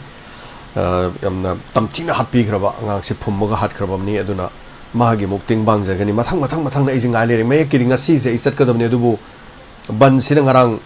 ꯏꯐꯦꯛ ꯑꯣꯏꯈꯤꯕꯗꯨꯗ ꯉꯔꯥꯡꯒꯤꯗꯨꯗ ꯉꯁꯤ ꯆꯠꯄ ꯉꯝꯈꯤꯗ꯭ꯔꯦ ꯑꯗꯨꯅ ꯑꯩ ꯊꯥꯡꯖ ꯅꯠꯇ꯭ꯔꯒ ꯅꯣꯡꯃꯥꯏꯖꯤꯡꯗ ꯑꯃꯨꯛ ꯆꯠꯅꯅꯕ ꯍꯣꯠꯅꯖꯒꯦ ꯑꯩ ꯅꯣꯡꯃꯥꯏꯖꯤꯡꯁꯦ ꯁꯨꯒꯨꯅꯨ ꯆꯠꯀꯦꯅ ꯈꯟꯖꯔꯝꯕꯅꯦ ꯑꯗꯨꯒ ꯍꯟꯅꯅ ꯊꯥꯒꯠꯆꯔꯤ ꯁꯥꯏꯈꯣꯝ ꯄ꯭ꯔꯅꯣꯞ ꯁꯤꯡ CRPF ꯑꯣꯏꯕ ꯁꯥꯏꯇꯣꯟ ꯕꯖꯥꯔꯗꯒꯤ ꯗꯣꯅꯦꯁꯟ ꯄ꯭ꯔꯦꯝꯒꯤꯗꯃꯛꯇ ꯂꯨꯄꯥ 500 ꯍꯧꯖꯤꯛ ꯈꯨꯗꯛꯇ ꯀꯥꯞꯄꯤꯔꯛꯏ ꯌꯥꯝ ꯅꯨꯡꯉꯥꯏꯖꯩ ꯃꯁꯤꯒꯤꯗꯃꯛ ꯊꯦꯡꯛ ꯌꯨ ꯁꯣ ꯃꯆ ꯌꯥꯝ ꯅꯨꯡꯉꯥꯏꯖꯩ ꯇꯦꯡꯕꯥꯡꯕꯤꯔꯛꯄꯁꯦ ꯑꯗꯨꯒ ꯃꯁꯤ ꯄꯨꯟꯁꯤꯜꯂꯀꯥꯟꯗ ꯄ꯭ꯔꯦꯝꯗ ꯑꯩꯈꯣꯏꯅ ꯂꯨꯄꯥ 10,000 ꯀꯔꯤꯃꯨꯛꯇ ꯄꯤꯒꯦꯅ ꯈꯜꯂꯝꯕꯗꯣ ꯃꯁꯤꯗꯒꯤ ꯍꯦꯟꯀꯠꯂꯀꯥꯟꯗ ꯑꯩꯈꯣꯏ 50ꯗꯤ ꯑꯗꯨꯝ ꯍꯦꯟꯅ ꯄꯤꯒꯗꯧꯔꯦ ꯃꯁꯤꯒꯤꯗꯃꯛꯁꯨ ꯌꯥꯝ ꯅꯨꯡꯉꯥꯏꯖꯩ ꯃꯌꯥꯝꯅ ꯇꯦꯡꯕꯥꯡꯕꯤꯕꯒꯤꯗꯃꯛ ꯍꯥꯏꯖꯕ ꯇꯥꯏ ꯍꯟꯅꯅ ꯊꯥꯒꯠꯆꯔꯤ ꯃꯊꯪꯒꯤ ꯀꯣꯂꯔ ꯈꯨꯗꯣꯡꯆꯥꯕ ꯄꯤꯖꯒꯦ ꯃꯊꯪꯒꯤ ꯀꯣꯂꯔꯗ ꯑꯃꯨꯛ ꯑꯗꯨꯒ ꯑꯩꯈꯣꯏ ꯏꯅꯥꯎ ꯇꯣꯝꯕ ꯊꯧꯔꯝ ꯑꯁꯤꯗ ꯁꯔꯨꯛ ꯌꯥꯕꯤꯗꯨꯅ ꯃꯥꯗꯤ ꯊꯧꯔꯝꯁꯦ ꯌꯥꯝ ꯇꯥꯖꯅꯤꯡꯕꯅꯦ ꯑꯗꯨꯕꯨ ꯅꯣ ꯏꯟꯇꯔꯅꯦꯠ ꯂꯩꯇꯕ ꯍꯥꯏꯕ ꯇꯥꯏ ꯑꯃꯔꯣꯝꯗ ꯌꯥꯝ ꯅꯨꯡꯉꯥꯏꯕꯅ ꯑꯥꯏꯁ ꯀꯣꯝꯗ ꯆꯦꯅꯦꯜ ꯑꯁꯤ ꯅꯣꯡꯃꯒꯤ ꯃꯌꯥꯝꯅ ꯅꯨꯡꯁꯤꯕꯤꯗꯅ ꯑꯥꯏꯁ ꯀꯣꯝ ꯇꯥꯕꯤꯕ ꯃꯌꯥꯝꯅ ꯍꯦꯟꯒꯠꯄꯤꯔꯛꯄꯁꯤꯁꯨ ꯌꯥꯝ ꯅꯨꯡꯉꯥꯏꯖꯩ ꯑꯗꯨꯒ ꯈꯤꯇꯪ ꯆꯞꯄꯁꯦ ꯃꯁꯤꯒꯤꯗꯃꯛ ꯉꯥꯛꯄꯤꯒꯅꯤ ꯏꯟꯇꯔꯅꯦꯠꯅꯅꯤ ꯏꯟꯇꯔꯅꯦꯠꯅ ꯌꯥꯗꯕ ꯍꯥꯏꯕ ꯇꯥꯏꯀꯣ ꯑꯗꯨ ꯃꯌꯥꯝ ꯄꯨꯝꯅꯃꯛ ꯈꯤꯇꯪ ꯉꯥꯛꯄꯤꯁꯤ ꯑꯗꯨꯒ ꯑꯩꯈꯣꯏ ꯀꯔꯤ ꯍꯥꯏꯇꯥꯔꯦ ꯃꯦꯗꯤꯌꯥ ꯀꯟꯚꯔꯇꯔꯅ ꯇꯧꯗꯅ ꯃꯗꯨ ꯃꯇꯝ ꯑꯃ ꯂꯥꯛꯑꯒꯗꯤ ꯋꯤꯗꯥꯎꯠ ꯏꯟꯇꯔꯅꯦꯠꯅꯁꯨ ꯇꯤꯚꯤꯗꯗꯤ ꯆꯠꯄꯣꯏꯗꯧꯔꯤꯕꯅꯤ ꯍꯥꯏꯖꯔꯤꯕ ꯃꯗꯨꯒꯤ ꯃꯇꯝꯁꯨ ꯂꯥꯛꯄ ꯑꯣꯏꯁꯅꯨ ꯑꯗꯨꯒ ꯍꯜꯂꯣ Hello. Um Sergeant. ꯑꯣꯖꯥ Mohen good afternoon Sir, ngasi am fresh oye sir. ꯑꯩꯅ ꯁꯨꯝ Sir, ꯃꯥꯜꯍꯟꯕꯅꯤ yamni ꯍꯥꯏꯇꯥꯔꯦꯅꯦ buong tao na kaino yam ti fresh oye sir. Thank you thank you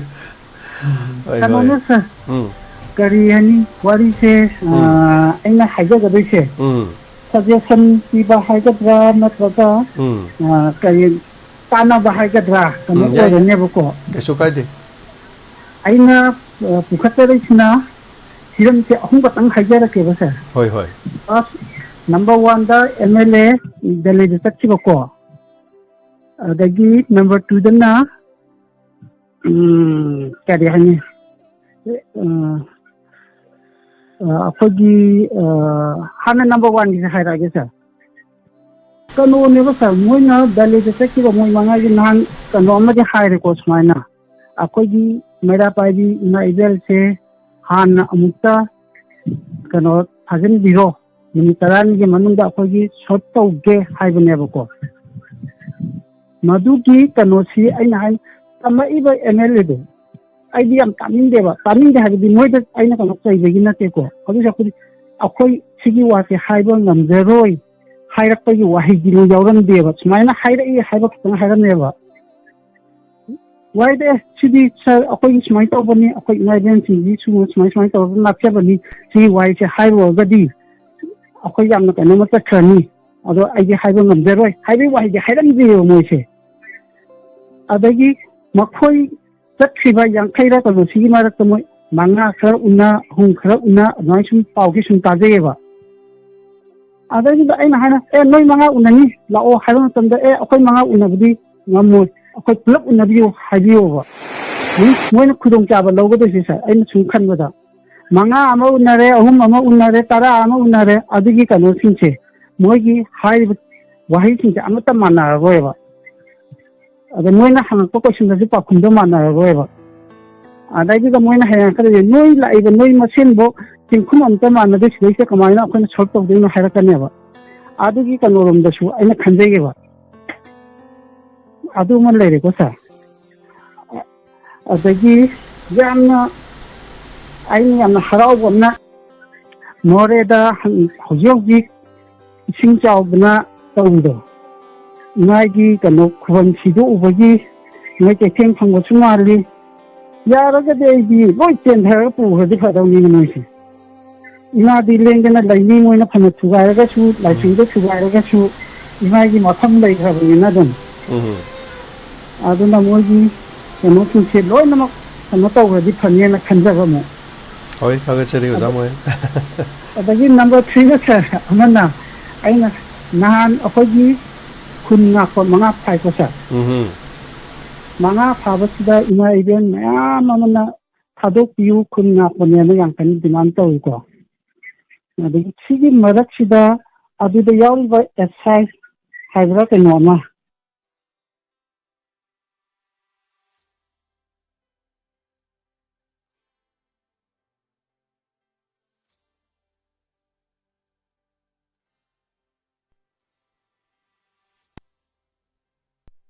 ꯃꯤꯁꯤꯡꯗꯨꯅ ꯂꯣꯏ ꯆꯦꯜꯂꯤꯗꯣ ꯐꯥꯔꯤꯕ ꯃꯣꯏꯅ ꯂꯥꯜꯂꯨꯔꯕ꯭ꯔꯥ ꯀꯔꯤ ꯍꯥꯏꯔꯨꯔꯒꯦ ꯐꯦꯃꯤꯂꯤ ꯍꯧꯅ ꯆꯦꯟꯈꯤꯕ ꯍꯥꯏꯁꯦ ꯐꯦꯃꯤꯂꯤꯗꯣ ꯂꯥꯜꯂꯦꯅ ꯇꯥꯛꯏꯔꯕ ꯃꯣꯏꯗꯣ ꯑꯗꯨ ꯁꯔꯨꯛꯄꯨꯗꯤ ꯂꯥꯛꯏꯕ ꯃꯌꯥꯝꯗꯨꯗ ꯁꯨꯃꯥꯏꯅ ꯁꯤ ꯀꯟꯗꯤꯁꯟ ꯂꯩꯔꯝꯒꯅꯤ ꯑꯗꯨꯕꯨ ꯑꯩꯈꯣꯏꯁꯨ ꯍꯥꯏꯒꯦ ꯀꯃꯥꯏꯅ ꯇꯧꯅ ꯐꯥꯔꯨꯏꯅꯣ ꯍꯥꯏꯔꯒꯗꯤ ꯌꯥꯝꯅ ꯐꯖꯒꯗꯕ ꯃꯥꯜꯂꯦ ꯑꯗꯨ ꯃꯣꯏ ꯂꯣꯏ ꯆꯦꯟꯈ꯭ꯔꯦꯅꯤ ꯐꯦꯃꯤꯂꯤꯗꯣ ꯊꯥꯒꯠꯆꯔꯤ ꯑꯣꯖꯥ ꯃꯣꯍꯦꯟ ꯌꯦꯡꯃꯤꯟꯅꯔꯁꯤꯀꯣ ꯀꯔꯤ ꯂꯥꯛꯏ ꯍꯣꯏ ꯍꯣꯏ ꯍꯥꯏꯕꯗꯣ ꯑꯗꯨ ꯑꯗꯨꯒꯨꯝꯕ ꯁꯨꯝ ꯀꯩꯅꯣꯁꯤꯗꯅꯦ ꯑꯩꯅ ꯁꯨꯝ ꯁꯔꯗ ꯈꯤꯇꯪ ꯐꯣꯡꯗꯣꯛꯆꯅꯤꯡꯕ ꯑꯇꯥꯕ ꯃꯣꯏꯅꯁꯨ ꯈꯤꯇꯪ ꯈꯜꯂꯒ ꯆꯨꯝꯕ꯭ꯔꯥ ꯂꯥꯟꯕ꯭ꯔꯥ ꯍꯥꯏꯗꯣ ꯑꯗꯨꯅꯤ ꯍꯣꯏ ꯁꯔ ꯊꯥꯒꯠꯆꯔꯤ ꯊꯝꯖꯔꯒꯦ ꯑꯣꯖꯥ ꯃꯣꯍꯦꯟ ꯊꯥꯒꯠꯆꯔꯤ ꯍꯧꯖꯤꯛꯁꯦ ꯂꯩꯉꯥꯛꯀꯤ ꯃꯥꯏꯀꯩꯗ ꯀꯩꯗ ꯑꯩꯈꯣꯏꯅ ꯋꯥ ꯍꯥꯏꯕꯁꯤ ꯌꯥꯝ ꯂꯨꯔꯦ ꯍꯥꯏꯇꯥꯔꯦꯀꯣ ꯇꯤꯚꯤ ꯆꯦꯅꯦꯜ ꯃꯌꯥꯝ ꯏꯂꯤꯠ ꯇꯤꯚꯤ ꯃꯃꯤ ꯇꯤꯚꯤ ꯑꯗꯨꯝ ꯍꯥꯡꯉꯦꯀꯣ ꯃꯌꯥꯝ anauba nungaiba pau hairagadi hange ado hangibasi akhoi level phabani haiba tai mathangi caller lokachage hello hello hello taram lokchari che singa bayu nam thini che na tumbi che chana tambi taram lokchari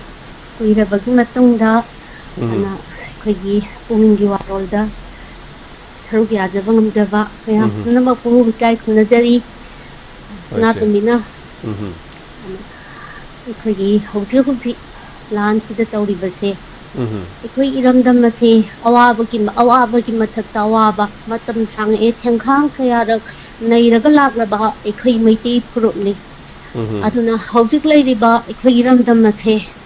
aduna si khatamgi khoi wari base si suyeng biu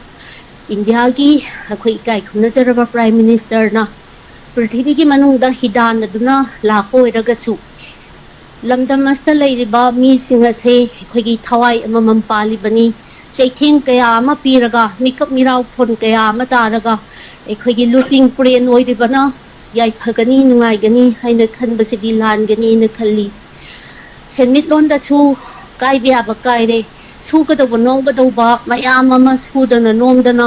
lan thing da na leire lan taw ga do ba sarakar pai ri ba sarakar sbu ngak pi sen bi gani haidana leiriba mayam masina land mayong na dadana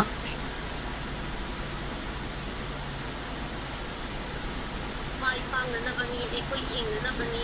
ana hona de ga mayam na chu awa ba ayam ma ta han na leiraga mai koina tumna le ko ba si phat haina khalli dawri ba ki ma ta hojina tumi na leiraga kari mu taw ba de na lan thing na ba tari ba kul ngam ni bo kam bu phajin phunchilaga mai na gi mayam da nu bi angang leidi khodi mak ba se loi no mi ko mirau phanta da na stage na wa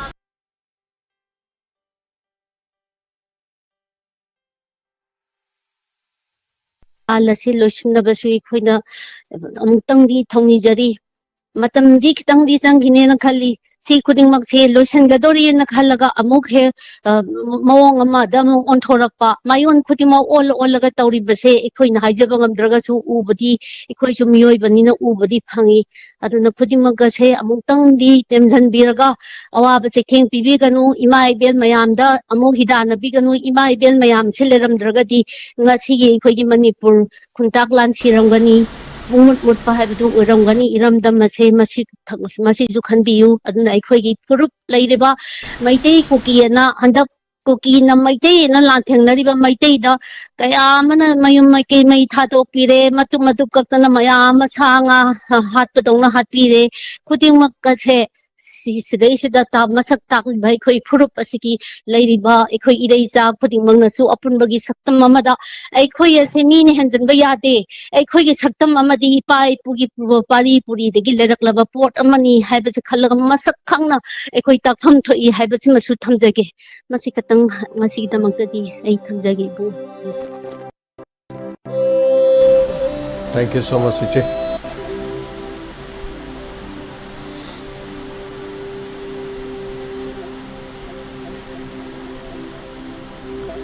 Tagachari kamnungai jai haujik si TV channel gi aduga tay gi ko instruction amakhak lai madudi karino hai kanda anti social oiba aduga lenga ki mai kaida masi tobiganu haidana karigumba madu tawba taragadi madu lenga na pirakpa do haidana lay adu TV channel ani khaksu mayam thingobagi keno su leibani swai lawi hai tare mayam ko adu yaragadi na hobo da syam kana dum haijabani ado dum suggestion tawbudi dum loi yai taram no oksari pomno mako mathang da khoi gi kai khomna jaraba oja promote lai oja promote taram no oksari tarom saru ya birak tha tari oja oja su wai ma ga ta dum pongdok se ga hai bi khoi gi ngarang degi khoi gi khun nga ko manga pha gi na adu gi tharo piyo na miyam punbuna diksi ban kan na to budong arang se ado adeda apoina sim thanaja ba uje bada khoi ban doi ba ma ga de ge phaja ba wahi wata se dum hayen janing ba ko mani baza aduga ꯑꯩꯈꯣꯏꯒꯤ ꯁꯦꯀ꯭ꯌꯨꯔꯤꯇꯤꯒꯤ ꯃꯥꯏꯀꯩꯗꯒꯤꯁꯨ ꯐꯖꯕ ꯑꯩꯈꯣꯏ ꯄꯥꯕ꯭ꯂꯤꯛꯇ ꯋꯥꯍꯩꯁꯦ ꯍꯥꯏꯕ ꯄꯥꯝꯖꯕ ꯑꯗꯣ ꯑꯅꯤꯃꯛꯁꯦ ꯑꯩꯈꯣꯏ public ꯉꯥꯛꯇꯅꯦꯕ ꯃꯥꯅꯤ ꯃꯥꯅꯤ ꯑꯗꯨꯒ ꯕꯟ ꯇꯧꯔꯤꯕꯁꯤꯁꯨ ꯁꯦꯀ꯭ꯌꯨꯔꯤꯇꯤ ꯏꯆꯤꯟ ꯏꯅꯥꯎꯁꯤꯡꯒꯤꯁꯨ ꯑꯩꯈꯣꯏꯒꯤꯁꯨ ꯑꯄꯨꯟꯕ ꯑꯩꯈꯣꯏ ꯄꯨꯝꯅꯃꯛꯀꯤꯅꯤ ꯇꯧꯔꯤꯕꯁꯦ ꯑꯗꯨꯕꯨ ꯑꯩꯈꯣꯏ ꯃꯤꯌꯥꯝ ꯕꯟ ꯇꯧꯔꯤꯕ ꯑꯩꯈꯣই ꯃꯤꯌꯥꯝꯅꯁꯨ ꯁꯦꯀ꯭ꯌꯨꯔꯤꯇꯤꯅ ꯕꯣꯝ ꯀꯥꯞꯄꯛꯄꯗ ꯑꯩꯈꯣꯏ ꯁꯥꯎꯒꯨꯝꯁꯦꯅ ꯍꯥꯏꯅꯤꯡꯕ ꯑꯩꯅ ꯀꯔꯤꯒꯤꯅꯣ ꯍꯥꯏꯕꯗ ꯃꯣꯏꯁꯨ ꯆꯤꯡꯗ ꯆꯠꯂꯒ ꯀꯥꯞꯄ ꯉꯝꯖꯗꯗꯅ ꯁ꯭ꯋꯥꯏꯗ ꯀꯥꯞꯆꯕꯅꯤꯅꯀꯣ ꯑꯗꯨꯅ ꯑꯩꯈꯣꯏꯅ ꯁꯥꯎꯐꯝ ꯊꯣꯛꯇꯦꯅ ꯑꯩ ꯁꯨꯝ ꯊꯝꯖꯅꯤꯡꯕ ꯍꯣꯏ ꯑꯗꯨꯒ ꯑꯃꯅ ꯍꯧꯖꯤꯛꯀꯤ ꯇꯧꯔꯤꯕ ꯕꯟꯁꯤ ꯃꯤꯌꯥꯝ ꯄꯨꯝꯅꯃꯛꯅ ꯃꯣꯏ ꯐꯥꯔꯤꯕꯗꯨ ꯌꯥꯅꯤꯡꯗꯦ ꯊꯥꯗꯣꯛꯄꯤꯔꯛꯎ ꯀꯟꯗꯤꯁꯟ ꯑꯃꯠꯇ ꯌꯥꯎꯗꯅ ꯊꯥꯗꯣꯛꯄꯤꯔꯛꯎ ꯍꯥꯏꯕꯅꯦꯕ ꯃꯁꯤ ꯕꯟ ꯇꯧꯗꯕ ꯌꯨꯝꯗ ꯂꯩꯖꯕ ꯃꯤꯒꯤ ꯄꯨꯛꯅꯤꯡꯗꯁꯨ ꯊꯥꯗꯣꯛꯄꯤꯔꯛꯎ ꯁꯣꯏꯕꯨꯡꯉꯣ ꯍꯥꯏꯕꯒꯤ ꯋꯥꯈꯜ ꯑꯃꯗ ꯑꯗꯨꯃꯛ ꯂꯣꯏꯅ ꯄꯨꯛꯅꯤꯡꯗꯁꯨ ꯈꯜꯂꯒ ꯂꯣꯏ ꯂꯩꯅꯩꯌꯦꯕ ꯆꯨꯝꯕꯅꯤ ꯑꯗꯨꯅ ꯑꯩꯈꯣꯏꯒꯤ ꯍꯧꯖꯤꯛꯀꯤ ꯐꯥꯕꯤꯔꯤꯕ ꯃꯉꯥꯁꯤ ꯀꯟꯗꯤꯁꯟ ꯑꯝꯇ ꯌꯥꯎꯗꯅ ꯊꯥꯗꯣꯛꯄꯁꯤꯁꯨ ꯑꯩꯃꯛꯁꯨ ꯄꯥꯝꯖꯩ ꯊꯥꯗꯣꯛꯍꯟꯅꯤꯡꯉꯤ ꯑꯗꯨꯒ ꯑꯃꯅ ꯑꯩꯈꯣꯏ ꯃꯤꯌꯥꯝꯒꯤꯗꯃꯛꯇ ꯌꯥꯏꯐꯅꯕ ꯃꯣꯏꯅ ꯈꯨꯟ ꯉꯥꯛꯄ ꯆꯠꯂꯨꯕꯅꯤ ꯑꯗꯨ ꯃꯣꯏꯅ ꯀꯔꯤꯒꯨꯝꯕ ꯈꯨꯟ ꯉꯥꯛꯄ ꯆꯠꯂꯝꯗꯗꯅ ꯂꯩꯔꯝꯃꯒꯗꯤꯉꯁꯤ ꯏꯝꯐꯥꯜꯗ ꯑꯩꯈꯣꯏ ꯅꯨꯡꯉꯥꯏꯅ ꯂꯩꯔꯤꯕ ꯈꯣꯠꯂꯤꯕ ꯃꯌꯥꯝ ꯑꯁꯦ ꯑꯋꯥꯕꯗ ꯇꯥꯔꯝꯕꯁꯨ ꯌꯥꯏꯅ ꯁꯨꯝ ꯈꯟꯖꯕ ꯑꯃꯁꯨ ꯂꯩꯌꯦ ꯋꯥꯈꯜꯁꯦ ꯌꯥꯝ ꯆꯨꯝꯃꯤ ꯑꯣꯖꯥ ꯑꯗꯨꯅ ꯃꯣꯏ ꯑꯩꯈꯣꯏꯅ ꯉꯝꯗꯕ ꯀꯌꯥ ꯃꯣꯏꯅ ꯇꯧꯔꯤꯕꯅꯤ ꯑꯗꯨꯕꯨ ꯃꯤꯌꯥꯝ ꯄꯨꯝꯅꯃꯛꯅ ꯑꯣꯜꯃꯣꯁ ꯄꯤꯄꯜ ꯃꯩꯇꯩꯁꯤꯅ ꯊꯥꯗꯣꯛꯄꯤꯔꯛꯎ ꯃꯣꯏꯗꯤ ꯈꯨꯟ ꯉꯥꯛꯄꯅꯤ ꯍꯥꯏꯅ ꯊꯥꯗꯣꯔꯛꯄ ꯄꯥꯝꯖꯩ ꯀꯟꯗꯤꯁꯟ ꯑꯝꯇ ꯌꯥꯎꯗꯅ ꯊꯥꯗꯣꯛꯄꯤꯔꯛꯎꯅ ꯍꯥꯏꯔꯤꯕꯁꯤ ꯃꯁꯤ ꯌꯥꯅꯤꯡꯕ ꯑꯃ ꯂꯩ ꯍꯥꯏꯕꯗꯤ ꯒꯣꯔꯃꯦꯟꯅ ꯂꯣ ꯁꯦꯝꯕꯁꯤ ꯃꯤꯌꯥꯝꯒꯤ ꯌꯥꯏꯐꯅꯕ ꯁꯦꯀ꯭ꯌꯨꯔꯤꯇꯤꯒꯤ ꯆꯦꯛꯁꯤꯟ ꯊꯧꯔꯥꯡꯗ ꯃꯤꯌꯥꯝꯕꯨ ꯐꯅꯅꯕ ꯁꯦꯟꯅꯔꯤꯕꯅꯦꯕ ꯑꯗꯨꯅ ꯃꯤꯌꯥꯝꯒꯤ ꯌꯥꯏꯐꯅꯕꯅꯤ ꯊꯥꯗꯣꯛꯄꯤꯔꯛꯎ ꯍꯥꯏꯔꯤꯅꯦꯕ ꯃꯤꯌꯥꯝꯅ ꯍꯥꯏꯔꯤꯁꯤꯁꯨ ꯑꯗꯨꯏꯗꯤ ꯃꯤꯌꯥꯝꯅ ꯄꯥꯝꯕꯗꯨ ꯂꯩꯉꯥꯛꯅ ꯁꯦꯝꯕꯤꯔꯤꯕꯅꯤꯅ ꯃꯤꯌꯥꯝꯅ ꯄꯥꯝꯕꯗꯨ ꯑꯗꯨꯝ ꯊꯥꯗꯣꯛꯍꯟꯅꯤꯡꯉꯦ ꯍꯥꯏꯇꯥꯔꯦꯅꯦ ꯑꯩꯁꯤ ꯋꯥꯔꯤꯁꯤ ꯐꯖꯅ ꯃꯄꯨꯡ ꯐꯥꯅ ꯑꯦꯛꯁꯄ꯭ꯔꯦꯁꯟ ꯇꯧꯕꯁꯦ ꯍꯩꯇ꯭ꯔꯦꯕꯀꯣ ꯍꯩꯇ꯭ꯔꯦꯗꯤ ꯃꯤꯌꯥꯝꯅ ꯑꯄꯥꯝꯕ ꯇꯧꯕ ꯁꯤ ꯒꯣꯔꯃꯦꯟꯒꯤ ꯑꯩꯈꯣꯏꯒꯤ ꯑꯩꯒꯤ ꯒꯣꯔꯃꯦꯟ ꯍꯥꯏꯔ ꯁꯥꯎꯕꯤꯅꯨ ꯋꯥꯔꯧꯕꯤꯅꯨ ꯒꯣꯔꯃꯦꯟꯅ ꯑꯩ ꯈꯪꯗꯅ ꯍꯥꯏꯖꯕꯅꯤ ꯀꯩꯅꯣ ꯇꯧꯕꯅꯦ ꯑꯩꯈꯣꯏ ꯃꯤꯌꯥꯝ ꯄ꯭ꯔꯖꯥꯅ ꯄꯥꯝꯕꯁꯤ ꯒꯣꯔꯃꯦꯟꯅ ꯑꯗꯨꯝ ꯑꯄꯥꯝꯕ ꯑꯣꯏꯗꯣꯏꯅꯤ ꯑꯗꯒꯤ ꯒꯣꯔꯃꯦꯟꯅ ꯄꯥꯝꯗꯅ ꯇꯧꯔꯛꯏ ꯊꯕꯛꯁꯤꯁꯨ ꯃꯤꯌꯥꯝꯅ ꯁꯤ ꯄꯥꯝꯅꯤꯅ ꯁꯦꯝꯃꯛꯄꯅꯦꯕ ꯂꯩꯉꯥꯛꯅꯁꯨ ꯑꯗꯨꯅ ꯃꯤꯌꯥꯝꯅ ꯄꯥꯝꯕ ꯍꯥꯏꯕꯁꯤ ꯃꯣꯏ ꯊꯥꯗꯣꯛꯄꯗꯨꯅꯤ ꯄꯥꯝꯖꯔꯤꯁꯦ ꯈꯨꯟ ꯉꯥꯛꯄ ꯃꯉꯥꯗꯣ ꯑꯗꯨꯅ ꯃꯁꯤ ꯌꯥꯔꯒꯗꯤ ꯍꯟꯗꯛꯀꯤ ꯇꯥꯟꯖꯥꯁꯤꯗꯤ ꯑꯃꯒꯤ ꯊꯤꯗꯅ ꯊꯥꯗꯣꯛꯄꯤꯕꯗꯨ ꯄꯥꯝꯖꯩ ꯑꯗꯨꯒ ꯍꯌꯦꯡ ꯇꯨꯡꯗ ꯏꯔꯥꯡ ꯂꯩꯇ꯭ꯔꯕ ꯃꯇꯝꯗꯗꯤ ꯍꯣꯏ ꯁꯤꯒꯨꯝꯕ ꯑꯃ ꯂꯩ ꯈꯣꯠꯂꯤ ꯍꯥꯏꯔꯒ ꯊꯥꯗꯣꯛ ꯐꯥꯖꯤꯟ ꯇꯧꯕ ꯈꯣꯠꯄ ꯃꯇꯝꯒꯤ ꯑꯗꯨ ꯇꯧꯖꯅꯤ ꯍꯧꯖꯤꯛꯇꯤ ꯑꯩꯈꯣꯏ ꯃꯤꯌꯥꯝꯒꯤꯗꯃꯛꯇ ꯑꯩꯈꯣꯏ ꯒꯣꯔꯃꯦꯟꯗ ꯅꯠꯇ꯭ꯔꯒ ꯑꯥꯔꯃꯤꯗ ꯀꯥꯞꯄꯨꯕ ꯅꯠꯇꯦ ꯃꯣꯏꯁꯤ ꯒꯣꯔꯃꯦꯟꯗ ꯀꯥꯞꯄꯨꯕ ꯅꯠꯇꯦ ꯑꯗꯨꯅ ꯑꯥꯗ ꯑꯩꯈꯣꯏꯒꯤ ꯌꯦꯡꯅꯕꯁꯤꯡ ꯃꯄꯥꯟ ꯂꯝꯗꯒꯤ ꯂꯥꯛꯄꯁꯤꯡ ꯑꯗꯨꯒ ꯂꯥꯟꯊꯦꯡꯅꯔꯨꯕꯅꯤ ꯑꯗꯨꯅ ꯃꯣꯏꯁꯤ ꯑꯊꯨꯕꯗ ꯊꯥꯗꯣꯛꯄꯤꯔꯛꯄꯗꯨ ꯁꯨꯝ ꯄꯥꯝꯖꯩꯅ ꯑꯩ ꯁꯨꯝ ꯐꯣꯡꯗꯣꯛꯆꯕꯅꯤ ꯑꯍꯦꯟꯕ ꯑꯃ ꯌꯥꯎꯔꯒꯁꯨ ꯉꯥꯛꯄꯤꯌꯨ ꯑꯩ ꯌꯥꯝ ꯐꯖꯩ ꯑꯣꯖꯥ ꯀꯔꯤꯝꯇ ꯁꯣꯏꯕ ꯀꯩꯁꯨ ꯂꯩꯇꯦ ꯑꯣꯖꯥ ꯌꯥꯝ ꯐꯖꯕ ꯋꯥꯍꯩ ꯉꯥꯛꯇꯅꯤ ꯑꯣꯖꯥꯒꯤ ꯀꯛꯅꯤꯡꯉꯥꯏ ꯌꯥꯎꯗꯦ ꯆꯩꯕ ꯑꯝꯇ ꯅꯠꯇꯦ ꯐꯖꯕ ꯉꯥꯛꯇꯅꯤ ꯄꯨꯛꯅꯤꯡꯗ ꯃꯤ ꯑꯃꯅ ꯅꯣꯔꯃꯦꯜ ꯃꯤ ꯑꯃꯅ ꯐꯥꯎꯕ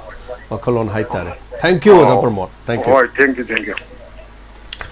ꯌꯥꯝ ꯅꯨꯡꯉꯥꯏꯖꯩ ꯑꯣꯖꯥ ꯄ꯭ꯔꯃꯣꯗꯅ ꯐꯖꯕ ꯋꯥꯐꯝꯁꯤꯡ ꯑꯗꯨꯝ ꯊꯝꯕꯤꯔꯝꯃꯤ ꯁꯨꯃꯥꯏꯅ ꯑꯗꯨꯝ ꯑꯩꯈꯣꯏ ꯈꯔ ꯆꯠꯄ ꯑꯗꯨꯝ ꯀꯩꯁꯨ ꯀꯥꯏꯗꯦꯗ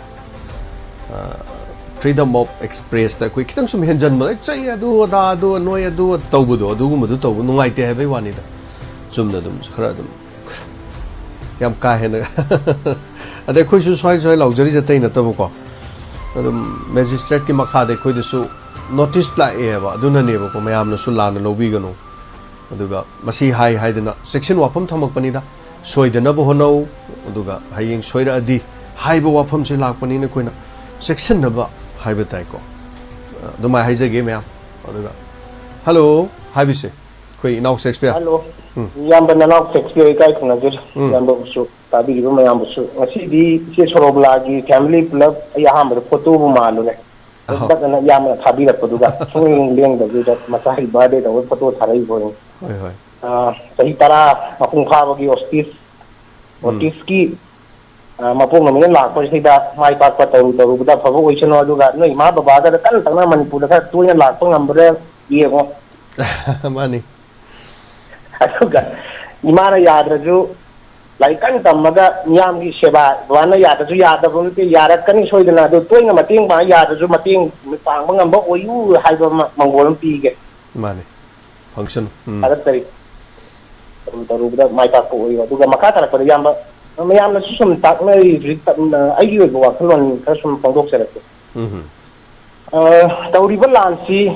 hojing mayo nama ma tara ma thong marang khang tawi kiam akhoi machen marak ta dum tara koi tiba mang khak la ko uyo ri se ngam chum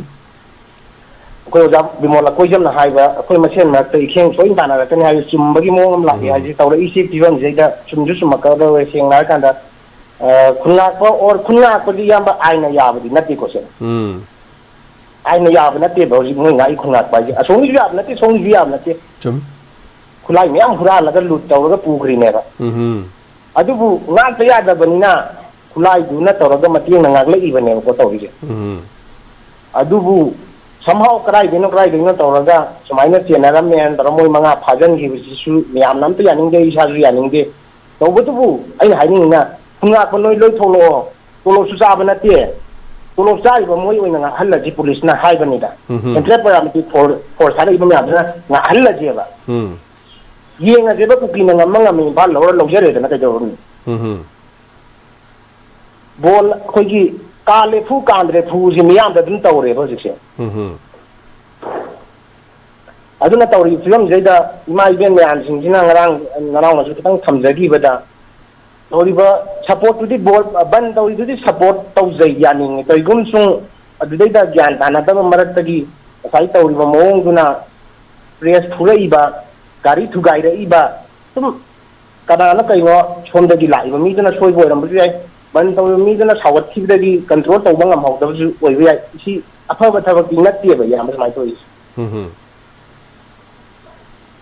adagi hainari amom da imam yam sing phane ka phawra taw i do toi moi wa khalon dai phorak pa pa khoi gi chana gi da di achiba ana ba am porak ma tam da phane ka phawjal lamaga di mangol oi roi doi ni hai di mai pun si ko sing na har ba da thal sum lo chalu raga di yeng bada re police na control taw bang ngamoi da police no ngam mengrang da dam da toroga gong ko khai raga duty ne na dum taw do magi to bom to ko duty ni chai to gum sung smoke bomb yo lang jal lam ha ba ngam de ha ni da asin da na lo leite tampatan lo lei masi di dum ura wa pham ne duna miyam si kangau na re hoji apham marang khang dre so ko miyam na hena so e adagi awana nange paramilitary forces thara iba mayam se maitai kan bagi oiram dre maitai namtha na ba phuna na ba repeat action force na khurai gi sida changja laga pa adagi mata soinai bida puram mi do noi bagi mi si gi wang madan ha bani yam to hoi da bang khang ne du kan bina ba yaw dra mina leitra bani na khang ba ta bani haiba wafam sing adu aina last ta tingarai de miyam se hoji so dum hainari kolar makai do ro phawna riba keno khoi thamoi sentimental yam lo oi rabani na mayam si control ngamatraga di civil war tawrakpa aduna tuana bu thamraga suicide ina tawrakoi fiba mamla aga di wani bu yam ba sedi aduna masi yamna kai hai mi kana da taina ru gadom no tawri fiba mi sai dang han moi phongdok pasum yam lai de dilip kem da lai riba kyam mayam ma hojik Manipur gi matang da ngang ba ma dum yam lang ang kan to da MP Madhya Pradesh da no sai to ra chi bi ne ba hoi aduna masi di yam na sum kuira pharak kadra na to ni kuira khoi masial marak to inga tor ko chi ma di yam na lai ba thi re hai tare chumani tawrei ba thabak chi bu di chumme niom na cha dre ngamoi da bo di ngam dre na surrender to ga da to na dre moi na thingra da thingre imphal mai on da ka to ba ji di yam na nungai de ro ji su ka pa i da na mo som da gi sai te gi ka pa di lep te ba aduna tawri ba wafam sei da tum yam gi ithin kano se phada ba ngamaktra ga di hena amanga ta le khola ka dra hai ba gi wakhalun dum jeng on da su yam na chingna bam phawe du ga yam ba khoi gi matam kuina hari taret ki thoram thawraga nipa lai thinga ki dana ilai tv amadi mami tv nahan gi ndawrem dagi than chando ko hore ai tare yam ki nge thingna miyam gi pau ka tv de yeng ja ba thawal lam ba yo hol lam gi to aya ba mu khador tan ne akoi gi tv ani se mo thoram pangtok pa hore asi gi su miyam ni tung kumak su ngai je ingon da su ngai yo pok sei ꯁꯤꯗꯪ ꯍꯥꯏꯔꯒ ꯅꯅꯥꯎ ꯂꯣꯏꯁꯤꯟꯖꯒꯦ ꯊꯥꯒꯠꯆꯔꯤ Thank you thagachari Shakespeare phaba punama ka phagi mayonda punama la poisano parliament ki session da tongan bedol sing na suwa phong kya pukhana ga dawri political mileage adu ada kari kara mo hainer ka dawri ra kai dawdoin oining badum oisano duga phabada la lore khoi gi yamna yangna nakat animak segi phabada dum tobira kanda aduna mayamna khara khara Pukning da hai batare kuishala bani na mayam se loi wanarak bani na wanarak pai se sak lamam ba mi duna sum charak ta sak tu sum thirak ta badu da imung du da chak thina bu su kan na bu dio dum hona ba thong na thai ba na su hona ba de dum hona ja badu da sum thong ga sum tha ga sum lai sum thirak ta badu da chak si bu thira roi dra na saugalak pam lai dai adu mane sum lai imung manung gi ne na dum hai tai du ga su kai de suggestion to ba dum da koina adu tawbado madu ki wani yes thank you so much thagachari mayam ge pukning da dum phawba wakhalon hai tare gentle mangang na genocide proxy war ni tawisi cookie da ngak ta taina ba sum loi tapire anyway thank you so much ngasai chenau na habiki hojik ban tawri basi sumibra chumdabra na tapire tasengna banda chumi amasung lali hairubdi leibaki ma kai da mayok ta wangang batakin ngarang khaki adu khaki wadi natana hojik leinari bomong sida koi kari hain khara koi wakhanji lana lona dana basu dum hona basu mathau tai hai batai so thank you so much thagachari mathangi call ma lakre ꯑꯩꯈꯣꯏ ꯃꯁꯦꯟ ꯑꯃꯗ ꯑꯣꯟꯁꯤꯟꯅꯕꯁꯦ ꯈꯤꯇꯪꯗꯤ ꯍꯦꯟꯃꯜꯂꯕ꯭ꯔꯥ ꯍꯥꯏꯕꯁꯦ hello hello ꯇꯥꯛꯄꯤꯌꯨ ꯃꯤꯡꯒ ꯂꯩꯈꯣꯡ ꯀꯁꯥꯔꯗꯒꯤ ꯑꯣꯖꯥ ꯄ꯭ꯔꯦꯝꯒꯤ ꯃꯇꯦꯡ ꯇꯧꯕ ꯆꯠꯂꯨꯔꯕ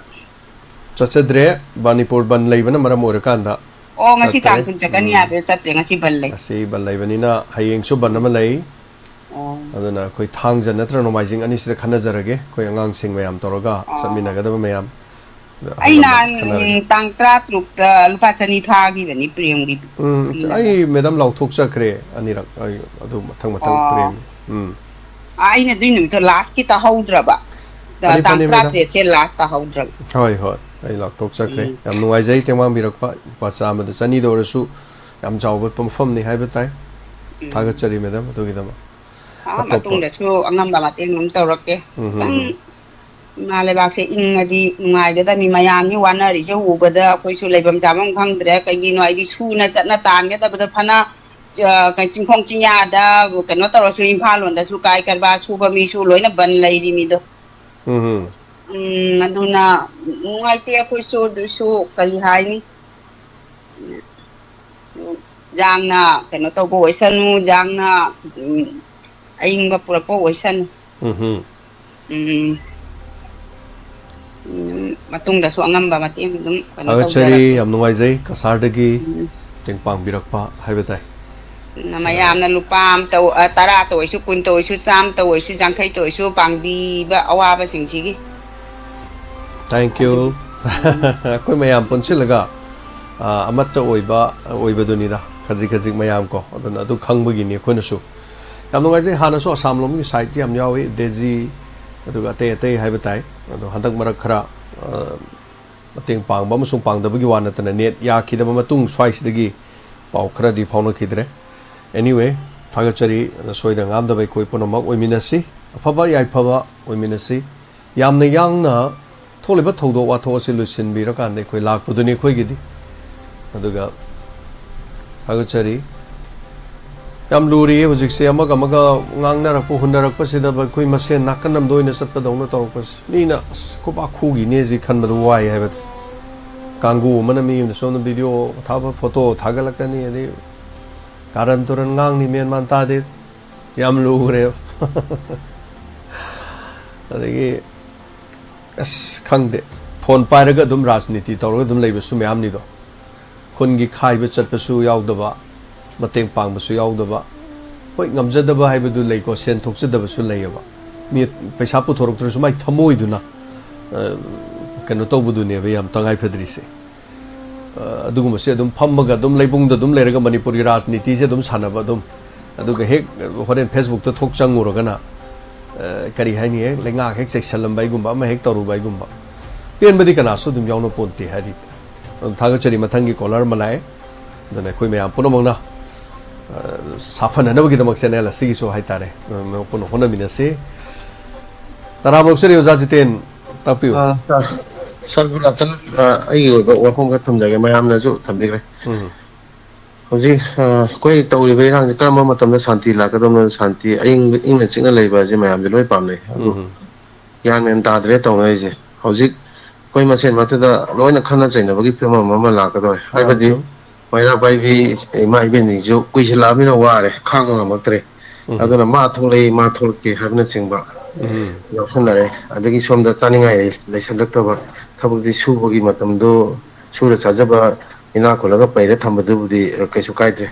no moi sura chajariba kangbuji subuju yadaba adagi matamju kaithokpa adagi paisaju leitaba angangi school chalhanaba phi nong kai ga ju piningai adudi lairadana hauji hauji takhumai mutpagi famda lai aduna tawriba poje sa taseng hargade mamangai do wari malai adu ninjanga pa haitare haibade no sanjena nang sanang kai do boi lo chai no sanjena na che bida bai ne sanjena na kai do boi sendri no imana chak pi da bai ne iman mama na kai do boi chak pi da nong sui sing dang de chak thong bo ya de nong nang kai do boi sui no hangoi khong bai ne hangoi nang kai do boi khong ina ikum tha yo khong je bane adu ga chama ne tawli ba lan ji ta seng na ha ga de sa akoi gi Sini mai tai ga kano ga kuki ga ta ki tongan amane na mayam na dun noi khangbi ba ngakani ta se mo ilai nga ka moi ga tong na ja kan da khoi mai tai praja ji on lak pani hai tai adu bata ga de kari kamai tong ji ge akhoi na jom mama du mayam ha gre na ka na ma khaki ga na ka na ma ge taw da bra na hoji kuki la lo bujing ji ge ngasi ta ja ba da kuki la lo bujing ji ju yaw na operation taw mai khoi ju kulai phaga le de hai du kuki jing ina no mai kapsula pe lepte sidi kham ngamde aduga maitai na kitang tawbu jidi mayam doina warok na lengak sida ju aduga aina taja bada ko na taja pa pawam da apai union home minister Amit Shah na noi maya pai bi imai bin jin do tholakano la loi salan gya na hai je kadai wo kamai to na loi doino ta sengna maitai jing thok ta gi maitai de defense tawbu ji tholakano ha ga de kuki mayam da jalaga ka pa ko mayam je noin hato ge khalibra adu ge la la bisu jingdori basa adu mara la le pal lage le sala lage hari je ta sena khoi mena pa bi thol ko no se pai chap ta thing ba pi kan ha je se pai jing ina dia somda mayam proof leina re somda no mai maru bisale no mai bisale bom bisale na adu mo ne jo kap thor pa lette adu ta ge se pai jing no mai maru bisale ba bom bisale bisale jo me ha he na akwai kano mateng pangchen moina mateng pangchen laga mai da thing da bata ga de akwai mai tai je pura lo lege hairi bra na ta ka mo mong da la je lo chen ga dori bono ha bi akwai da chingna ba ma de phaw he aduna thal lak chen ba point di akwai hoji hoji lai ba micham ji lan nga mayam lan thok pa da chat lo ba matam da akwai adum si ba yoy ne si ri je ka ma matam da kai da ngoi si ga ni ha bi khang re ba aduna hui angau ba thado ga hui angau ba thado lerak khulak to hui jingina chit ta se ga mi chi ba dum mai to kana kuki la lo jing je moi na hui angau to ko tha do ga to ri je seng na har ga di mayam na ju su lok thok pi na je mana je ju ki matikan khe ta dre government je pura mani kanu mamit udre mana pangne ha je ai tham jage aduga seng na ta seng na akoi na adum ada to we na khai ru ga ju ta pha ba kun ba phu ba sei ba aduga NSA panchen ba adum to we hai tare aduna akoi je po khai dra ba ta seng na ha ga di sa akoi mai tai je akoi na noi separate administration chat ya roi akoi pulab him na gadam ni ha je naga gi jaw ri bani aduga aimol gi dati kuding wa chothe adagi kom purki aduga chiru gi anal gi kari gi mayam ma gi maitai pangal mayam ji charu yauri bane khoi maitai na si lauri base adu kuki di kuki moi khaki ora kan tong bani aduna government na ju minister ani du lok thuk paju ngamde aduga MLA du disqualify to paju ngamde kai kan mano kayam solab jano kayam tik magul le jano kan de kuki gi MLA taraji aduna ya ga di mayam gi ꯁꯥꯇ꯭ꯔꯗ ꯌꯦꯡꯕꯤꯌꯨ ꯍꯥꯏꯅ ꯑꯩꯅ appeal ꯇꯧꯖꯒꯦ ꯁꯔꯀꯥꯔꯒꯤ ꯃꯐꯝꯗ ꯃꯥꯏꯀꯩꯗꯁꯨ ꯃꯔꯝꯗꯤ ꯍꯥꯏꯅꯕ ꯂꯩ ꯃꯇꯤꯛ ꯆꯥꯕ ꯃꯤꯅ ꯂꯩꯉꯥꯛꯑꯒꯗꯤ ꯂꯩꯕꯥꯛꯇꯨ ꯏꯪ ꯇꯞꯄꯤ ꯃꯔꯥꯡ ꯆꯦꯠꯅꯤ ꯍꯥꯏꯕꯗꯣ ꯍꯥꯏꯍꯟꯁꯤ ꯑꯗꯨ ꯃꯊꯣꯡ ꯃꯔꯝ ꯈꯪꯗꯕ ꯀꯥꯡꯕꯨ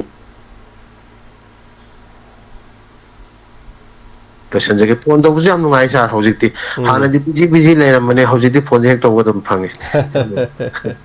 ꯊꯦꯡꯛ ꯌू ꯊꯥꯒꯠꯆꯔꯤ ꯍꯣꯏ ꯑꯣꯖꯥ ꯖꯤꯇꯦꯟ ꯊꯦꯡꯛ ꯌू ꯁꯣ ꯃꯆ ꯑꯗꯨꯒ ꯁꯨꯗꯤ ꯁꯦꯟꯇꯔꯅ ꯍꯥꯏꯕ ꯇꯥꯏ ꯁꯦꯟꯇꯔꯅ ꯂꯧꯊꯣꯛꯀꯗꯕꯅꯤ ꯁꯨꯗꯤ ꯃꯅꯤꯄꯨꯔ ꯂꯩꯉꯥꯛꯅ ꯁꯨ ꯂꯧꯊꯣꯛꯄ ꯃꯥ ꯈꯛꯇꯅ ꯉꯝꯗꯦ ꯍꯥꯏꯇꯥꯔꯦ ꯇ꯭ꯔꯥꯄꯥꯏ ꯇꯣꯛ ꯃꯈꯣꯏ ꯑꯍꯨꯝ ꯐꯝꯃꯒ ꯇꯧꯈꯤꯕꯅꯦ ꯑꯗꯨꯅ ꯁꯤꯗꯗꯤ ꯂꯩꯉꯥꯛꯅ ꯀꯩꯅꯣ ꯇꯧꯔꯨꯕ ꯉꯝꯗꯧ ꯃꯥꯟꯗꯦ ꯑꯗ ꯑꯩꯈꯣꯏꯅ ꯄꯨꯝꯅꯃꯛꯇꯁꯨ ꯂꯩꯉꯥꯛꯇꯁꯨ ꯍꯦꯛꯇ ꯂꯣꯏ ꯇꯥꯏꯅꯕ ꯌꯥꯗꯕ ꯍꯥꯏꯇꯥꯔꯦ ꯑꯗꯨꯅ ꯑꯃꯕꯨ ꯑꯣꯏꯔꯦ ꯃꯌꯥꯝꯅ ꯄꯥꯝꯃꯤꯗꯤ ꯁꯨꯗ ꯂꯧꯊꯣꯛꯄꯗꯨ ꯀꯗꯥꯏ ꯐꯥꯎ ꯌꯥꯕꯅꯣ ꯁꯨꯁꯤ ꯀꯅꯥꯅ ꯇꯧꯔꯝꯕ꯭ꯔꯣ ꯀꯣꯡꯒ꯭ꯔꯦꯁꯀꯤ ꯃꯇꯝꯗ ꯇꯧꯔꯝꯕꯅꯤ ꯑꯗꯨꯕꯨ ꯀꯣꯡꯒ꯭ꯔꯦꯁ ꯃꯇꯝꯗ ꯇꯧꯔꯝꯕꯗꯨ ꯀꯩꯅꯣꯅ ꯂꯣꯏꯁꯤꯟꯕ ꯌꯥꯗꯦ ꯍꯥꯏꯕꯗꯤ ꯂꯩꯇꯦ ꯑꯗꯨ ꯄꯨꯝꯅꯃꯛꯁꯤꯡ ꯑꯗꯣ ꯃꯔꯤ ꯂꯩꯅꯕꯁꯤꯡꯅ ꯌꯦꯡꯕꯤꯔꯒ ꯑꯐꯕ ꯃꯥꯏꯀꯩꯗ ꯍꯥꯏꯕ ꯇꯥꯏ ꯃꯥꯏꯌꯣꯟꯗ ꯂꯥꯛꯄ ꯑꯣꯏꯁꯅꯨ ꯃꯊꯪꯒꯤ ꯀꯣꯂꯔ ꯑꯃ ꯂꯧꯈꯠꯆꯒꯦ ꯍꯜꯂꯣ Hello. ꯃꯤꯡꯒ ꯂꯩꯐꯝꯒ ꯇꯥꯛꯄꯤꯁꯤ ꯁꯤꯗ ꯑꯩ ꯁꯝꯊꯣꯡꯗꯒꯤ ꯑꯃꯤꯇꯥ ꯇꯥꯛꯄꯤꯌꯨ ꯀꯔꯤ ꯍꯥꯏꯕꯤꯅꯤ ꯑꯩꯗꯤ ꯀꯩꯁꯨ ꯊꯣꯏꯗꯣꯛꯄ ꯋꯥꯐꯝꯕꯨꯗꯤ ꯅꯠꯆꯗꯦ ꯇꯧꯕꯇꯕꯨ ꯅꯍꯥꯟ ꯑꯩꯈꯣꯏꯒꯤ ꯅꯣꯔꯠ ꯏꯁꯀꯤ ꯑꯣꯏꯕ ꯃꯣꯏ ꯑꯃ ꯍꯥꯏꯇꯥꯔꯦꯀꯣ ꯗꯦꯜꯂꯤꯗ ꯇꯧꯅꯤꯅ ꯇꯧꯈꯤꯕ ꯃꯇꯝꯗ ꯑꯩꯈꯣꯏꯒꯤ ꯂꯨꯞ ꯑꯃꯅ ꯑꯩꯈꯣꯏꯒꯤ ꯀꯩꯅꯣꯁꯤꯡꯁꯦ ꯌꯥꯎꯕꯤꯒꯅꯨ ꯍꯥꯏꯗꯅ ꯂꯥꯎꯊꯣꯛꯈꯤꯕꯗꯤ ꯂꯩꯈ꯭ꯔꯦꯀꯣ ꯁꯥꯔꯣꯏꯁꯨ ꯑꯗꯨꯝ ꯇꯥꯕꯤꯔꯝꯒꯅꯤꯕ ꯄꯥꯎꯗ ꯀꯔꯤꯗ ꯂꯥꯎꯊꯣꯛꯈꯤꯕꯁꯦ ꯑꯩꯈꯣꯏꯒꯤ ꯃꯩꯇꯩꯒꯤ ꯑꯣꯏꯕ ꯀꯩꯅꯣꯁꯤꯡꯁꯦ ꯑꯃꯠꯇ ꯌꯥꯎꯕꯤꯒꯅꯨ ꯃꯁꯤꯗ ꯌꯥꯎꯔꯝꯃꯒꯗꯤ ꯃꯁꯥ ꯃꯁꯥꯒꯤ ꯗꯥꯏꯇꯅꯤ ꯍꯥꯏꯗꯅ ꯂꯥꯎꯊꯣꯛꯈꯤꯕꯁꯦ ꯑꯗꯨꯝ ꯃꯌꯥꯝ ꯄꯨꯝꯅꯃꯛꯅ ꯑꯗꯨꯝ ꯂꯣꯏꯅ ꯇꯥꯕꯤꯔꯕ ꯉꯥꯛꯇꯅꯤꯀꯣ ꯑꯗꯨꯗꯩꯗꯨꯗ ꯉꯔꯥꯡ ꯑꯩꯈꯣꯏꯒꯤ ꯇꯤꯚꯤꯒꯤ ꯄꯥꯎꯗ ꯐꯤꯂꯝ ꯏꯁꯇꯥꯔ ꯍꯥꯏꯇꯥꯔꯦ ꯂꯥꯏꯁ꯭ꯔꯝ ꯁꯣꯃꯥꯅ ꯌꯥꯎꯔꯨꯕꯒꯤꯗꯃꯛꯇ ꯑꯩꯈꯣꯏꯒꯤ ꯏꯃꯥ ꯏꯕꯦꯟ ꯈꯔꯅ ꯃꯉꯣꯟꯗ ꯊꯝꯃꯛꯏꯕ ꯑꯊꯤꯡꯕꯁꯦ ꯂꯧꯊꯣꯛꯄꯤꯌꯨ ꯃꯥꯗꯤ ꯄꯥꯎꯖꯦꯜ ꯄꯤꯕ ꯆꯠꯄꯅꯤ ꯈꯣꯠꯄꯅꯤ ꯂꯩꯕꯥꯛꯀꯤꯗꯃꯛꯇ ꯈꯣꯠꯇꯅ ꯍꯥꯏꯅ ꯌꯥꯎꯔꯛꯑꯦꯕ ꯁꯥꯔ ꯍꯣꯏ ꯆꯨꯝꯃꯦ ꯃꯥꯅ ꯂꯩꯕꯥꯛꯀꯤꯗꯃꯛꯇ ꯇꯧꯕꯒꯤꯗꯃꯛꯇꯗꯤꯀꯣ ꯑꯩꯈꯣꯏ ꯊꯥꯒꯠꯂꯤ ꯑꯗꯨꯒ ꯇꯧꯕꯇꯕꯨ ꯌꯥꯎꯕꯤꯒꯅꯨ ꯍꯥꯏꯕ ꯅꯨꯃꯤꯠꯁꯦ ꯅꯠꯇ꯭ꯔꯒꯗꯤ ꯃꯥ ꯂꯩꯕꯥꯛꯀꯤ ꯄꯥꯎꯖꯦꯜ ꯄꯤꯕꯁꯦ ꯌꯥꯗ꯭ꯔꯕ꯭ꯔꯥ ꯁꯥꯔ ꯑꯩꯈꯣꯏꯁꯨ ꯅꯨꯡꯉꯥꯏꯖꯗꯦꯕꯀோ ꯃꯌꯥꯝꯒꯤ ꯂꯩꯕꯥꯛꯀꯤ ꯑꯣꯏꯕ ꯊꯧꯗꯣꯛ ꯑꯃ ꯇꯧꯔꯀꯥꯟꯗ ꯑꯗꯨꯃꯥꯏꯅ ꯇꯧꯕꯗꯣ ꯃꯦꯗꯥꯝ ꯍꯧꯖꯤꯛꯇꯤ ꯃꯁꯤ ꯌꯥꯝꯅ ꯀꯟꯇ꯭ꯔꯣꯚꯔꯁꯤ ꯑꯣꯏꯕ ꯑꯃꯗ ꯅꯥꯀꯟ ꯍꯥꯏꯕ ꯇꯥꯔꯦ ꯃꯌꯥꯝ ꯊꯣꯛꯂꯛꯑꯦ ꯁꯣꯁꯤꯌꯦꯜ ꯃꯦꯗꯤꯌꯥꯗ ꯌꯥꯅꯤꯡꯗꯕ ꯈꯔꯅꯁꯨ ꯑꯗꯨꯝ ꯍꯥꯏꯕ ꯌꯥꯎꯏ ꯑꯗꯣ ꯌꯥꯅꯤꯡꯕꯁꯨ ꯃꯌꯥꯝ ꯑꯃ ꯊꯣꯛꯂꯛꯑꯦ ꯑꯗꯣ ꯐꯤꯂꯝ ꯐꯣꯔꯝꯒꯤꯁꯨ ꯑꯃ ꯑꯣꯏꯈ꯭ꯔꯦ ꯑꯗꯣ ꯃꯌꯥꯝꯅ ꯑꯃ ꯂꯩꯕꯗꯣ ꯑꯣꯏꯈꯔꯦꯀꯣ ꯁꯥꯔ ꯑꯩꯅ ꯍꯥꯏꯖꯔꯤꯅ ꯍꯣꯏ ꯅꯨꯃꯤꯠꯇꯨꯃ ꯈꯛꯇꯪ ꯂꯦꯞꯄꯤꯔꯝꯃꯒ ꯑꯩꯈꯣꯏꯒꯤ ꯀꯩꯁꯥꯝꯊꯣꯡ ꯀꯦꯟꯗ꯭ꯔꯒꯤ ꯀꯩꯅꯣ ꯏꯂꯦꯛꯁꯟꯗ ꯃꯥꯏꯊꯤꯍꯧꯔꯕ ꯊꯧꯅꯥꯎꯖꯝ ꯃꯍꯦꯁꯅ ꯆꯠꯂꯤꯕ ꯁꯨꯃꯥꯏꯅ ꯃꯥꯁꯨ ꯆꯠꯄꯤꯔꯝꯃꯒꯗꯤ ꯑꯗꯨꯛꯀꯤ ꯃꯇꯤꯛ ꯊꯥꯒꯠꯆꯔꯝꯒꯗꯕꯅꯤ ꯑꯗꯨ ꯅꯨꯡꯉꯥꯏꯇꯦ ꯑꯩꯈꯣꯏꯒꯤꯁꯨ ꯏꯆꯤꯜ ꯏꯅꯥꯎ ꯍꯥꯏꯕ ꯇꯥꯔꯦꯀꯣ ꯏꯆꯥꯒꯨꯝꯕꯅꯤ ꯁꯣꯃꯥꯖꯁꯦ ꯑꯃꯔꯣꯝꯗ ꯑꯩꯈꯣꯏꯒꯤꯗꯤ ꯑꯗꯨꯅ ꯁꯨꯃꯥꯏꯅ ꯃꯦꯗꯤꯌꯥꯗ ꯀꯔꯤꯗ ꯐꯝꯃꯒ ꯇꯧꯒꯗꯣꯏ ꯁꯔꯨꯛꯄꯨꯗꯤ ꯃꯅꯨꯡꯗ ꯇꯨꯃꯤꯟꯅ ꯌꯥꯅꯕ ꯑꯃ ꯄꯨꯔꯛꯄꯗꯨꯅ ꯍꯦꯟꯅ ꯐꯒꯗ꯭ꯔꯥ ꯍꯥꯏꯅ ꯈꯜꯂꯤ ꯃꯤꯅ ꯈꯨꯕꯥꯛ ꯈꯨꯔꯦ ꯂꯣꯏꯅꯃꯛꯅ ꯈꯨꯕꯥꯛ ꯈꯨꯔꯦ ꯍꯥꯏꯇꯥꯔꯦ ꯍꯧꯖꯤꯛꯁꯤ ꯀꯂꯛ ꯃꯩꯖꯥꯎ ꯀꯥꯡ ꯇꯥꯕ ꯍꯥꯏꯕꯗꯣ ꯊꯣꯛꯑꯅꯤ ꯍꯥꯏꯕ ꯁꯥꯔ ꯊꯣꯛꯑꯦ ꯊꯣꯛꯄꯁꯨ ꯊꯣꯛꯑꯦ ꯃꯥ ꯌꯥꯕꯁꯨ ꯄꯤꯛꯊꯟ ꯑꯃꯨꯛ ꯊꯣꯛꯂꯛꯏ ꯍꯧꯖꯤꯛꯁꯤ ꯑꯗꯒꯤ ꯃꯥꯒꯤ ꯃꯑꯣꯡꯗꯨꯗ ꯂꯩꯄꯥꯛꯀꯤ ꯑꯣꯏꯅ ꯆꯠꯂꯨꯕꯅꯤ ꯐꯦꯁꯟꯒꯤ ꯑꯗꯨꯒꯤ ꯍꯥꯏꯔꯤ ꯐꯤꯂꯝ ꯐꯣꯔꯝꯅ ꯑꯃꯨꯛ ꯐꯤꯂꯝ ꯐꯣꯔꯝꯒꯤ ꯃꯊꯛꯇ ꯀꯅꯥꯝꯇ ꯂꯩꯇꯦ ꯑꯗꯨꯅ ꯑꯩꯈꯣꯏꯅ ꯊꯤꯡꯕꯗꯤ ꯌꯥꯏ ꯑꯗꯨꯅ ꯑꯩꯈꯣꯏꯒꯤ ꯑꯌꯥꯕ ꯌꯥꯎꯗꯅ ꯊꯤꯡꯕ ꯌꯥꯗꯦꯅ ꯑꯃꯨꯛꯁꯨ ꯍꯥꯏꯔꯛꯏ ꯑꯗꯨ ꯌꯥꯝ ꯂꯨꯈ꯭ꯔꯦ ꯄꯨꯝꯅꯃꯛꯁꯦ ꯂꯩꯄꯥꯛꯀꯤꯁꯤꯗ ꯑꯗꯣ ꯑꯩꯈꯣꯏꯅ ꯍꯧꯖꯤꯛ ꯁꯤꯃꯥꯏ ꯇꯧꯅꯔꯤꯉꯩꯁꯤꯗ ꯀꯨꯀꯤꯒꯤ ꯁꯥꯏꯠꯇꯒꯤ ꯀꯔꯤ ꯍꯥꯏꯔꯛꯑꯦ ꯂꯝꯀꯥ ꯇꯣꯛꯇ ꯍꯥꯏꯔꯛꯑꯦ ꯏꯆꯟꯅꯨꯄꯤ ꯅꯪ ꯃꯅꯤꯄꯨꯔꯒꯤ ꯊꯤꯡꯈ꯭ꯔꯦ ꯍꯥꯏꯕꯗꯨ ꯅꯨꯡꯉꯥꯏꯇꯦ ꯅꯣꯏ ꯃꯩꯇꯩꯗ ꯃꯩꯇꯩ ꯑꯣꯠꯄꯗꯣ ꯑꯩꯈꯣꯏ ꯈꯪꯉꯦ ꯅꯣꯏ ꯃꯩꯇꯩꯗꯤ ꯃꯩꯇꯩ ꯑꯣꯠꯄꯅꯦ ꯑꯗꯨꯅ ꯅꯣꯏꯅ ꯑꯩꯈꯣꯏ ꯀꯌꯥꯝ ꯑꯣꯠꯂꯝꯒꯗꯒꯦ ꯁꯤ ꯅꯣꯏ ꯈꯪꯉꯣ ꯑꯗꯨꯅ ꯑꯩꯈꯣꯏ ꯏꯆꯜꯒꯤꯗꯃꯛꯇꯗꯤ ꯑꯩꯈꯣꯏ ꯊꯣꯡ ꯂꯥꯎꯅ ꯍꯥꯡꯗꯣꯛꯆꯔꯤ ꯑꯩꯈꯣꯏꯒꯤ ꯁ꯭ꯇ꯭ꯔꯤꯝꯗ ꯐꯤल्म ꯀꯨꯝꯕꯤꯕ ꯌꯥꯅꯤ ꯏꯆꯜꯒꯤꯗꯃꯛ ꯑꯩꯈꯣꯏ ꯁꯦꯞ ꯏꯆꯜꯕꯨ ꯑꯩꯈꯣꯏꯅ ꯁꯦꯞ ꯑꯦꯟ ꯁꯥꯎꯟ ꯊꯝꯅꯦꯅ ꯍꯥꯏꯔꯛꯑꯦ ꯐꯖꯔꯤꯕ꯭ꯔꯥꯗꯣ ꯁꯤꯒꯨꯝꯕꯁꯤꯡꯁꯨ ꯃꯌꯥꯝ ꯂꯩꯈ꯭ꯔꯦ ꯍꯥꯏꯇꯥꯔꯦ ꯑꯗꯨꯅ ꯃꯁꯤ ꯈꯟꯅꯕ ꯐꯥꯎꯗ ꯅꯨꯡꯉꯥꯏꯇꯦ ꯍꯥꯏꯕ ꯇꯥꯔꯦ ꯑꯗꯨꯕꯨꯀꯣ मासु दुम वाना दुम तौजरकपनिना वार्निंग गुम्बा कईगुम्बा मा दुम तौबा हेक फबरा सिनी मयामना सु दुम लौनबसे एक थिंगजनबा खोचनबा तौबसे मयामसे सिगुम्बा सिसु को दुम मयाम पेना दबसु दुम याव खंगदे अदे खरा हमनसु खबर द गरांग पाव दुम थोले यानिंग दे थोलपसु दुम यावे येंबा तारी अदो खोइदि मसी लानसि मरक्तने सिगुम्बसे याम खना निंगदबा हाइतार मरमदि मीना खुबा खुदोरे याम अदुना ꯇꯦꯟꯁꯤꯟ ꯖꯒꯦ ꯌꯥꯝ ꯅꯨꯡꯉꯥꯏꯖꯩ ꯏꯁꯥꯒꯤ ꯃꯣꯠ ꯐꯣꯡꯗꯣꯛꯄꯤꯔꯝꯕ ꯊꯥꯒꯠꯆꯔꯤ ꯃꯦꯗꯥꯝ ꯑꯗꯨꯒ ꯍꯣꯏ ꯀꯅꯥꯒꯨꯝꯕꯅ ꯑꯗꯨꯝ ꯍꯥꯏ ꯄꯣꯖꯤꯇꯤꯕ ꯑꯣꯏꯅ ꯂꯧꯁꯦ ꯁꯣꯏꯈꯤꯕ ꯂꯥꯟꯈꯤꯕ ꯀꯌꯥꯅꯤ ꯑꯆꯨꯝꯕꯅꯤ ꯑꯗꯨꯝ ꯃꯤ ꯑꯃ ꯈꯤꯇꯪ ꯁꯣꯏꯔꯦ ꯍꯥꯏꯕ ꯃꯥꯏ ꯇꯟꯖꯥꯗꯨꯗ ꯁꯣꯏꯕꯗꯣ ꯑꯩꯈꯣꯏ ꯑꯗꯨꯝ ꯈꯤꯇꯪ ꯀꯗꯥꯏꯋꯥꯏꯗꯅꯣ ꯅꯪ ꯃꯇꯨꯡꯗꯤ ꯑꯗꯨꯃꯥꯏꯅ ꯇꯧꯅꯨꯀꯣ ꯀꯥꯏꯅ ꯍꯟꯅ ꯍꯥꯏꯔꯒ ꯁꯨꯝ ꯇꯧꯔꯛꯄ ꯑꯣꯏꯔꯗꯤꯀꯣ ꯈꯔꯁꯨ ꯂꯩꯌꯦꯕ ꯑꯗꯨꯒ ꯌꯥꯝ ꯁꯦꯡꯅ ꯍꯥꯏꯔꯕꯗꯤ ꯀꯩꯅꯣꯗꯧꯅ ꯃꯍꯦꯁ ꯇꯧꯅ ꯆꯠꯂꯣ ꯍꯥꯏꯕꯗꯤ ꯌꯥꯔꯣꯏ ꯃꯍꯦꯁꯇꯤ ꯚꯣꯠ ꯂꯦꯞꯄ ꯄꯣꯂꯤꯇꯤꯀꯦꯜꯒꯤ ꯀꯩꯅꯣꯅꯤ ꯑꯗꯣ ꯁꯣꯃꯥ ꯌꯥꯎꯗꯦ ꯍꯥꯏꯔꯨꯕꯗꯤ ꯌꯥꯔꯣꯏ ꯑꯩ ꯁꯣꯃꯥ ꯀꯟꯈꯠꯆꯕ ꯋꯥ ꯅꯠꯇꯦꯀꯣ ꯃꯥ ꯗꯦꯜꯂꯤꯗ ꯆꯠꯂꯒ ꯗꯦꯜꯂꯤꯗ ꯖꯟꯇꯔ ꯃꯟꯇꯔꯗ ꯇꯧꯕꯒꯤ ꯑꯗꯒꯤ ꯗꯦꯜꯂꯤꯒꯤ ꯃꯐꯝꯁꯤꯡꯗ ꯆꯠꯂꯒ ꯇꯧꯕꯗꯣ ꯃꯥ ꯐꯤꯂꯝ ꯁ꯭ꯇꯥꯔ ꯑꯃ ꯑꯣꯏꯅ ꯑꯗꯨꯝ ꯌꯥꯎꯔꯨꯏ ꯑꯗꯨꯒ ꯈꯔꯗꯤ ꯑꯗꯨꯝ ꯇꯧꯔꯨꯏ ꯍꯥꯏꯕ ꯇꯥꯔꯦ ꯃꯥꯅ ꯂꯥꯎꯔꯨꯕ ꯈꯣꯜꯂꯥꯎꯁꯤꯡ ꯗꯦꯜꯂꯤꯗ ꯂꯩꯕꯒꯤ ꯐꯨꯇꯦꯖ ꯀꯌꯥꯝ ꯂꯩꯕꯅꯦ anyway ꯃꯁꯤꯒꯤ ꯇꯣꯄꯤꯛꯁꯤ ꯇꯣꯡꯉꯥꯜꯂꯀꯥꯟꯗ ꯃꯊꯪꯒꯤ ꯀꯣꯜ ꯑꯃ ꯂꯧꯈꯠꯆꯒꯦ ꯍꯜꯂꯣ ꯍꯜꯂꯣ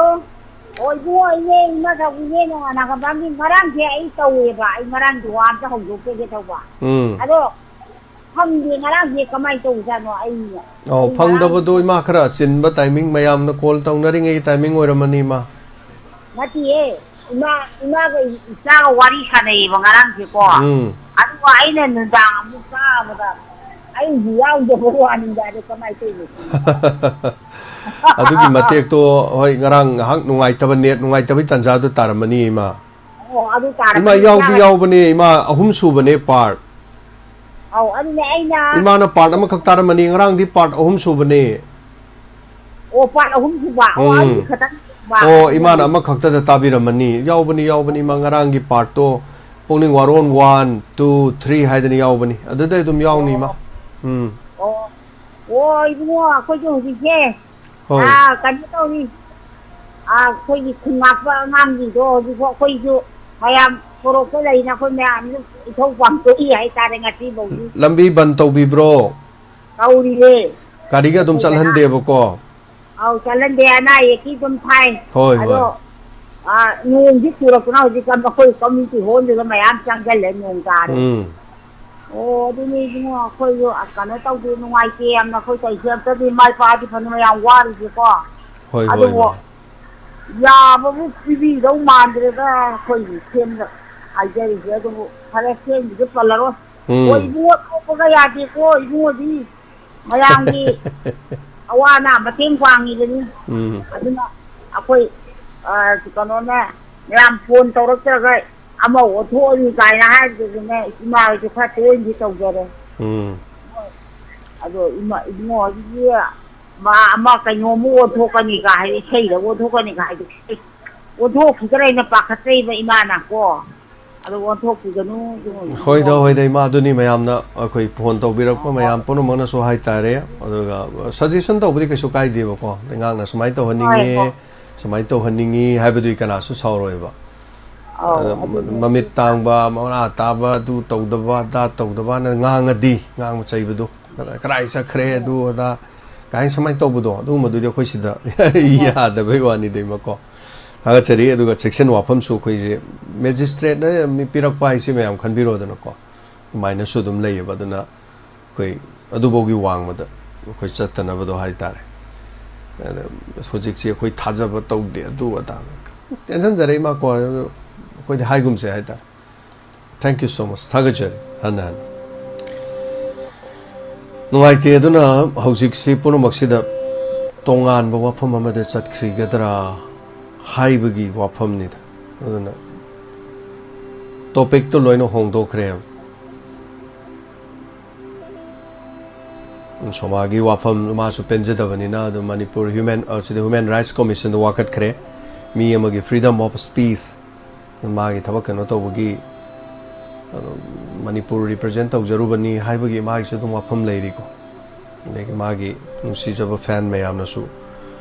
ꯌꯥꯅꯤꯡꯗꯕꯁꯨ ꯑꯗꯨꯝ ꯐꯣꯡꯗꯣꯛꯄ ꯂꯩ ꯑꯃꯕꯨ ꯑꯣꯏꯔꯦ ꯈꯤꯇꯪ ꯁꯣꯏꯈꯤꯕ ꯂꯥꯟꯈꯤꯕ ꯑꯗꯨꯝ ꯂꯩꯕꯤꯔꯁꯨ ꯉꯥꯛꯄꯤꯕ ꯌꯥꯔꯗꯤ ꯑꯗꯨꯝ ꯉꯥꯛꯄꯤꯔꯒ ꯍꯥꯏꯇꯥꯔꯦ ꯐꯤꯂꯝ ꯀꯨꯝꯕꯗ ꯍꯧꯖꯤꯛ ꯍꯦꯛꯇ ꯐꯤꯂꯝ ꯅꯝꯃꯨꯅꯤ ꯈꯣꯠꯂꯨꯅꯤ ꯍꯥꯏꯕꯒꯤ ꯋꯥ ꯂꯩꯇꯦ ꯀꯗꯥꯏꯗꯕꯨ ꯐꯤꯂꯝ ꯅꯝꯃꯨꯗꯣꯔꯤꯒꯦ ꯑꯗꯨꯝ ꯇꯧꯗꯣꯔꯤ ꯏꯔꯥꯡꯁꯤ ꯆꯍꯤ 3 ꯁꯨꯅꯤ 5 ꯁꯨꯅꯤ ꯈꯪꯄꯣꯟꯇꯦ ꯑꯗꯨꯕꯨ ꯍꯦꯛ ꯇꯧꯖꯕꯗꯨ ꯐꯠ ꯂꯥꯎꯊꯣꯛꯄꯗꯨ ꯃꯉꯣꯟꯗꯁꯨ ꯃꯥꯁꯨ ꯁꯣꯛ ꯑꯣꯏꯕ ꯑꯃ ꯇꯧꯔꯝꯕ ꯌꯥꯏ ꯑꯃꯕꯨ ꯑꯣꯏꯔꯦ ꯑꯐꯕ ꯉꯥꯛꯇꯗ ꯆꯠꯃꯤꯟꯅꯅꯕ ꯑꯗꯨꯝ ꯍꯣꯠꯅꯕ ꯌꯥꯏ ꯃꯊꯪꯒꯤ ꯀꯣꯂꯔ ꯑꯃꯃꯨꯛ ꯂꯧꯈꯠꯆꯒꯦ Thagachari Ningthokaba Nabit Yodre Tangja Natraga Nongmaijing Numit Ani Shida Satnaba Tausi and a Prem Gido my lips are Maram Hayang Musuban later. Irai Numisi Musaki have the Irai Numisi Moko Mete Pangan Yawe, Te Pangan Sing Irai say like Kurumana Jingba Toba Yawe, the Moy Hangzaki problem like Tragadi Irai Numita Musatpa Yam Sangda give some palm drop I para Prem Gisis at Ningaba Tagachari Chesanatombi Pachani Pangbire, am the young Satana, my am Pang Navas de Tagachari Anana.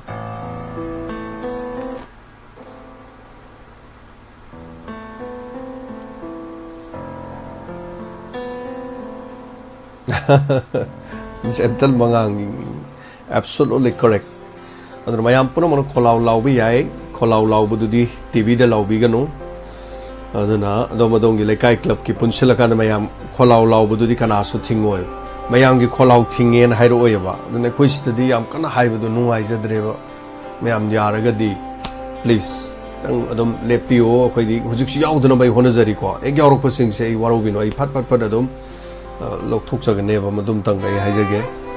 Mayam no Sibio, Dona, Mayangi Colau Laubio, Adomu Lekai de Laubio, Mayam Punadum Laubibo Kasukai late. Matang period Pidam Mamada Pandam Mamagidam Towi Sum Kai late. In German, take on my gis. And the question that do Tawa, Moy Kangluptuna do Tawa, that one high anti social was Sungang Biadam. Pires acquit the Pires first of all, anti social with Boa Wanganganu. Second, I don't know.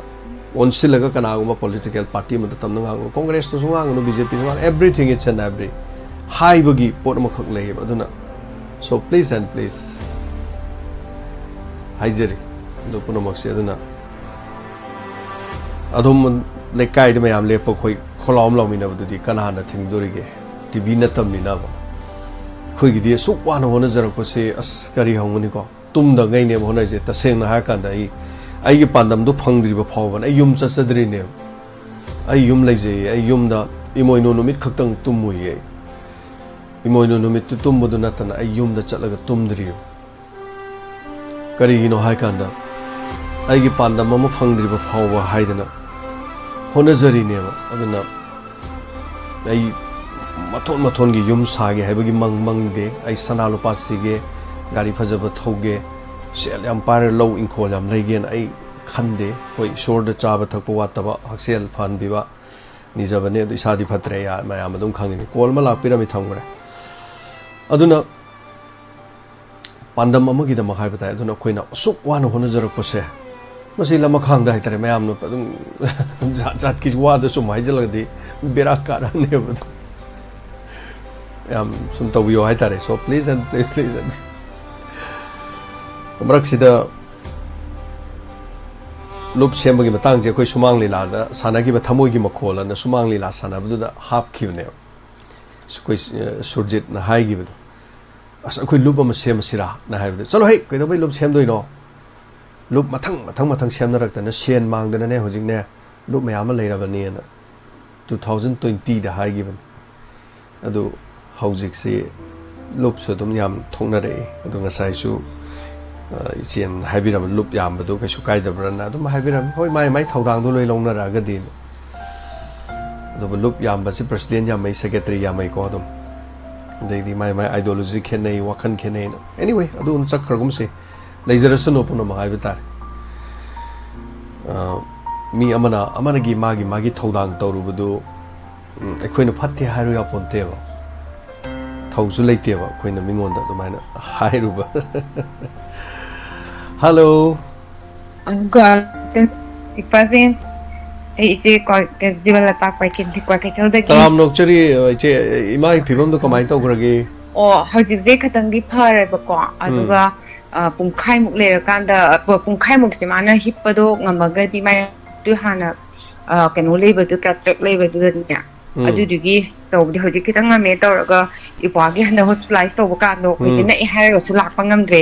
Imagi test over corpusum Salakana told to Evana Namamdi, wait on the Gido. I do the Iman, I'm not going to tell when you go. I do the Gana, Quire, Pagas, Waris, Hanadaba, adina taningba aduga program budi ide dum kona kona yamba dum yenge nungdang budi dum khara dum yawe Okay. aduga imadi dum hojik akal room amda tahawri ba ko deina madi party Nungai da mado akhoi si sagar pa hobo kan da lak piramba adudagi mo hangraga hai tare ni ko khara lega satkane na leijari bani upagi kano tawdwini na adi inang pa iwan pa na ngang dis mai ma kano ni bit ira bani mit bu salu sirani hai ma si phambaga tatdo sangga da bado aduna ma sa si nungai khidri ba ko aduna mai kano toraga di ma jun gi 20 ga kano ge 24 gi do adi de tatna bane na pura ready tor leibani ba ina oh ai thabak chathorga su thengna la ga dum saksi na ipagi foundation di gi dona pura di soidana dum chakkane na ada masagi problem duna bera lai amina hojik se nama mubdi na hari pagi to butugi nimit ni le kan to we be ma gi se da mathan da kan to ran ana hoji lan gi di ko mayam se keno to khre noina haina khre aduna hoji yam athu bi da amasu mai kai khuding ma ki ku ki go oiro mai te khoi mang gi bo oiro loina awa ba se nu oine duna yam thuna thu bi da piece hanjalakpa haina hanjalakpa oira sunu ha be sinatana ka swaninga di leitre ko mayam na suni phongdong na rabani na adu aini yam haining ba mana aikoi gi se kuire ba koi kwai tel gi side lom gi da ising ta da ba se me gi that force da tara me ba ko adu matung sung ta gi tre adu mamang da ta ba hai se nimit tarani le ga tai ba adu na marak chi di akoi gi ising ta dom lei ba aduga hojik after ta keno gi matung de dugan 100 keno sa sunday numit gi di thari eba ko pipe chi phun mo keno tawraga singi tha ho re adugi chi am nungai je deida nungai be mathak sta ina mo kai gumas keno sarkar de khoi gi sing pai ba sigi ma ka water supply to ge sing de kai gumas suggestion khatang tok janing hai batare aidi sunday ne monday ne tuesday ne ko ngarang bu je numi humni se continuous adum tharaga agoi tenki leba kangbu gi budi adum phare ko aduna taba tenki le taba singi di water tank leijaba khotpa singi gi di kimbade singdo kano tawi aduga consumer sing na su yare ge magi kano sing se pipe singdo ko yete pambi ba haibidi lem nei sing ge manghan bidawa aduga water supply gi na su matam je khitang yeng biraga tung koina khar lerga muksung tharak tana lep ki be sarupudi nongmon ni kanaraga ni khangde continuous oina tharak tana ba adugi wafam disu ipagi taiban tv ki tagda haijening bani adudanga haijege ipa so huji adum taste to bokho pachat pado keno to bodo yam thuna phabo oiro aduga kaigumba keno pring di sat pado matang du sanaraga di aisu lak bangam bari yeng jage yawning nge ba ko matang du ai school gi timing ga pharak sanaraga di ko ipa khoni dum tawraga khoi ge doi staning ba mi amani dum hainaraga dum lak yauge na khalli ne ba ngasi oram taraga di dum sure yauge na khallabane ba timing do pung ahum makhai ni na adu di keno tawraba adu yenga siko ipagi ni mituga ai kitang matang duga sangba khotpo oiraga di thagachari che thagachari hoi noina bu anai amata yaudana diamond tv gi su aswengam te yaudana matam sang na kuina akoi meam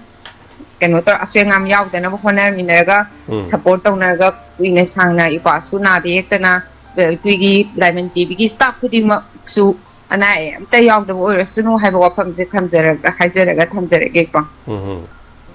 thagachari anana mayang lambam inau lupa chama prem gi daba pibira kibani thank you so much isinjare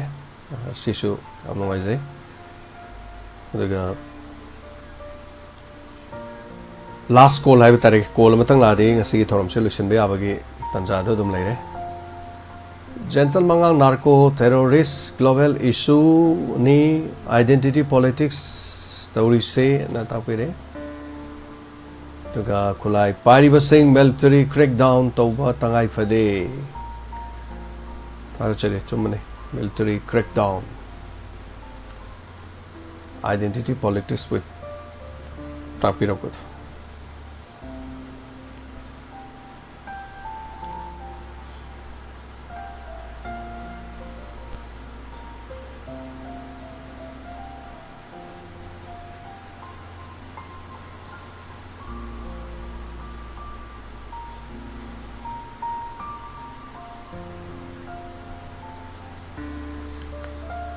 last call oibe yana na call mtang lagadi nungaijare adu laktragana mayam tengbang birakpa machet khara leiri se mukto lakthok chahoge sina dum loi basu yawe hello check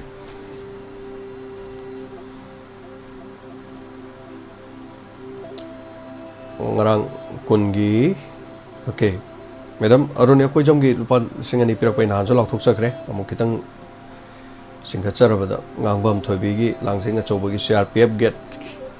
prem bidom 500 rupees am pibi rakhiba duga A Srita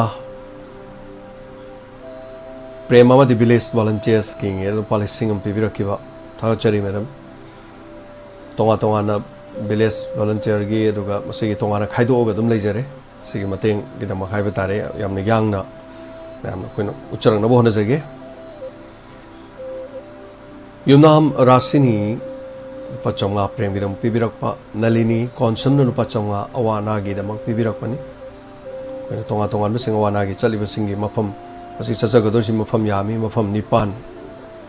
Habitai Yamdra no Pamam the Lopalising Kun Contraki Chang Habitai Vidya Lakshmi Gambam Nasu Prem Gidamak Lupa Chonga Bibirakpa the Vidya Lakshmi Magi say Tana Anira Kapakpa Amuksu Kapakpa Masuya Vidya Lakshmi ID Muk Oiraga Tobra Madum Taksukan Pamtabira Tiam I don't couldn't go bomb so late. They say Sanatombi Patsani Kapirokpa Duga Pasadagi on a lag Patsani Ingarang Sunazal Toxang Sajum Harpon Singjari Motum Mochagi Magi Prem with a motor 555 Lupatsanga Yankai Manga Kapirokpa aduga village ki volunteers sing idam policing hum with so hum haibatai sima tengbang bire sigi dam so thaga chari aduga inau mayang lam pachama bibirakpa thank you so much thaga chari hena panama ngasigi Facebook live to lebiri ba sing mayam panama so thaga chari hena tengbang biba mayam Eliza Devi ngasigi kitang sappe na tapirak padong sai sap net ki matang de sap khibudani ada roi badadi pharam dong di mal anyway thank you so much Tagachari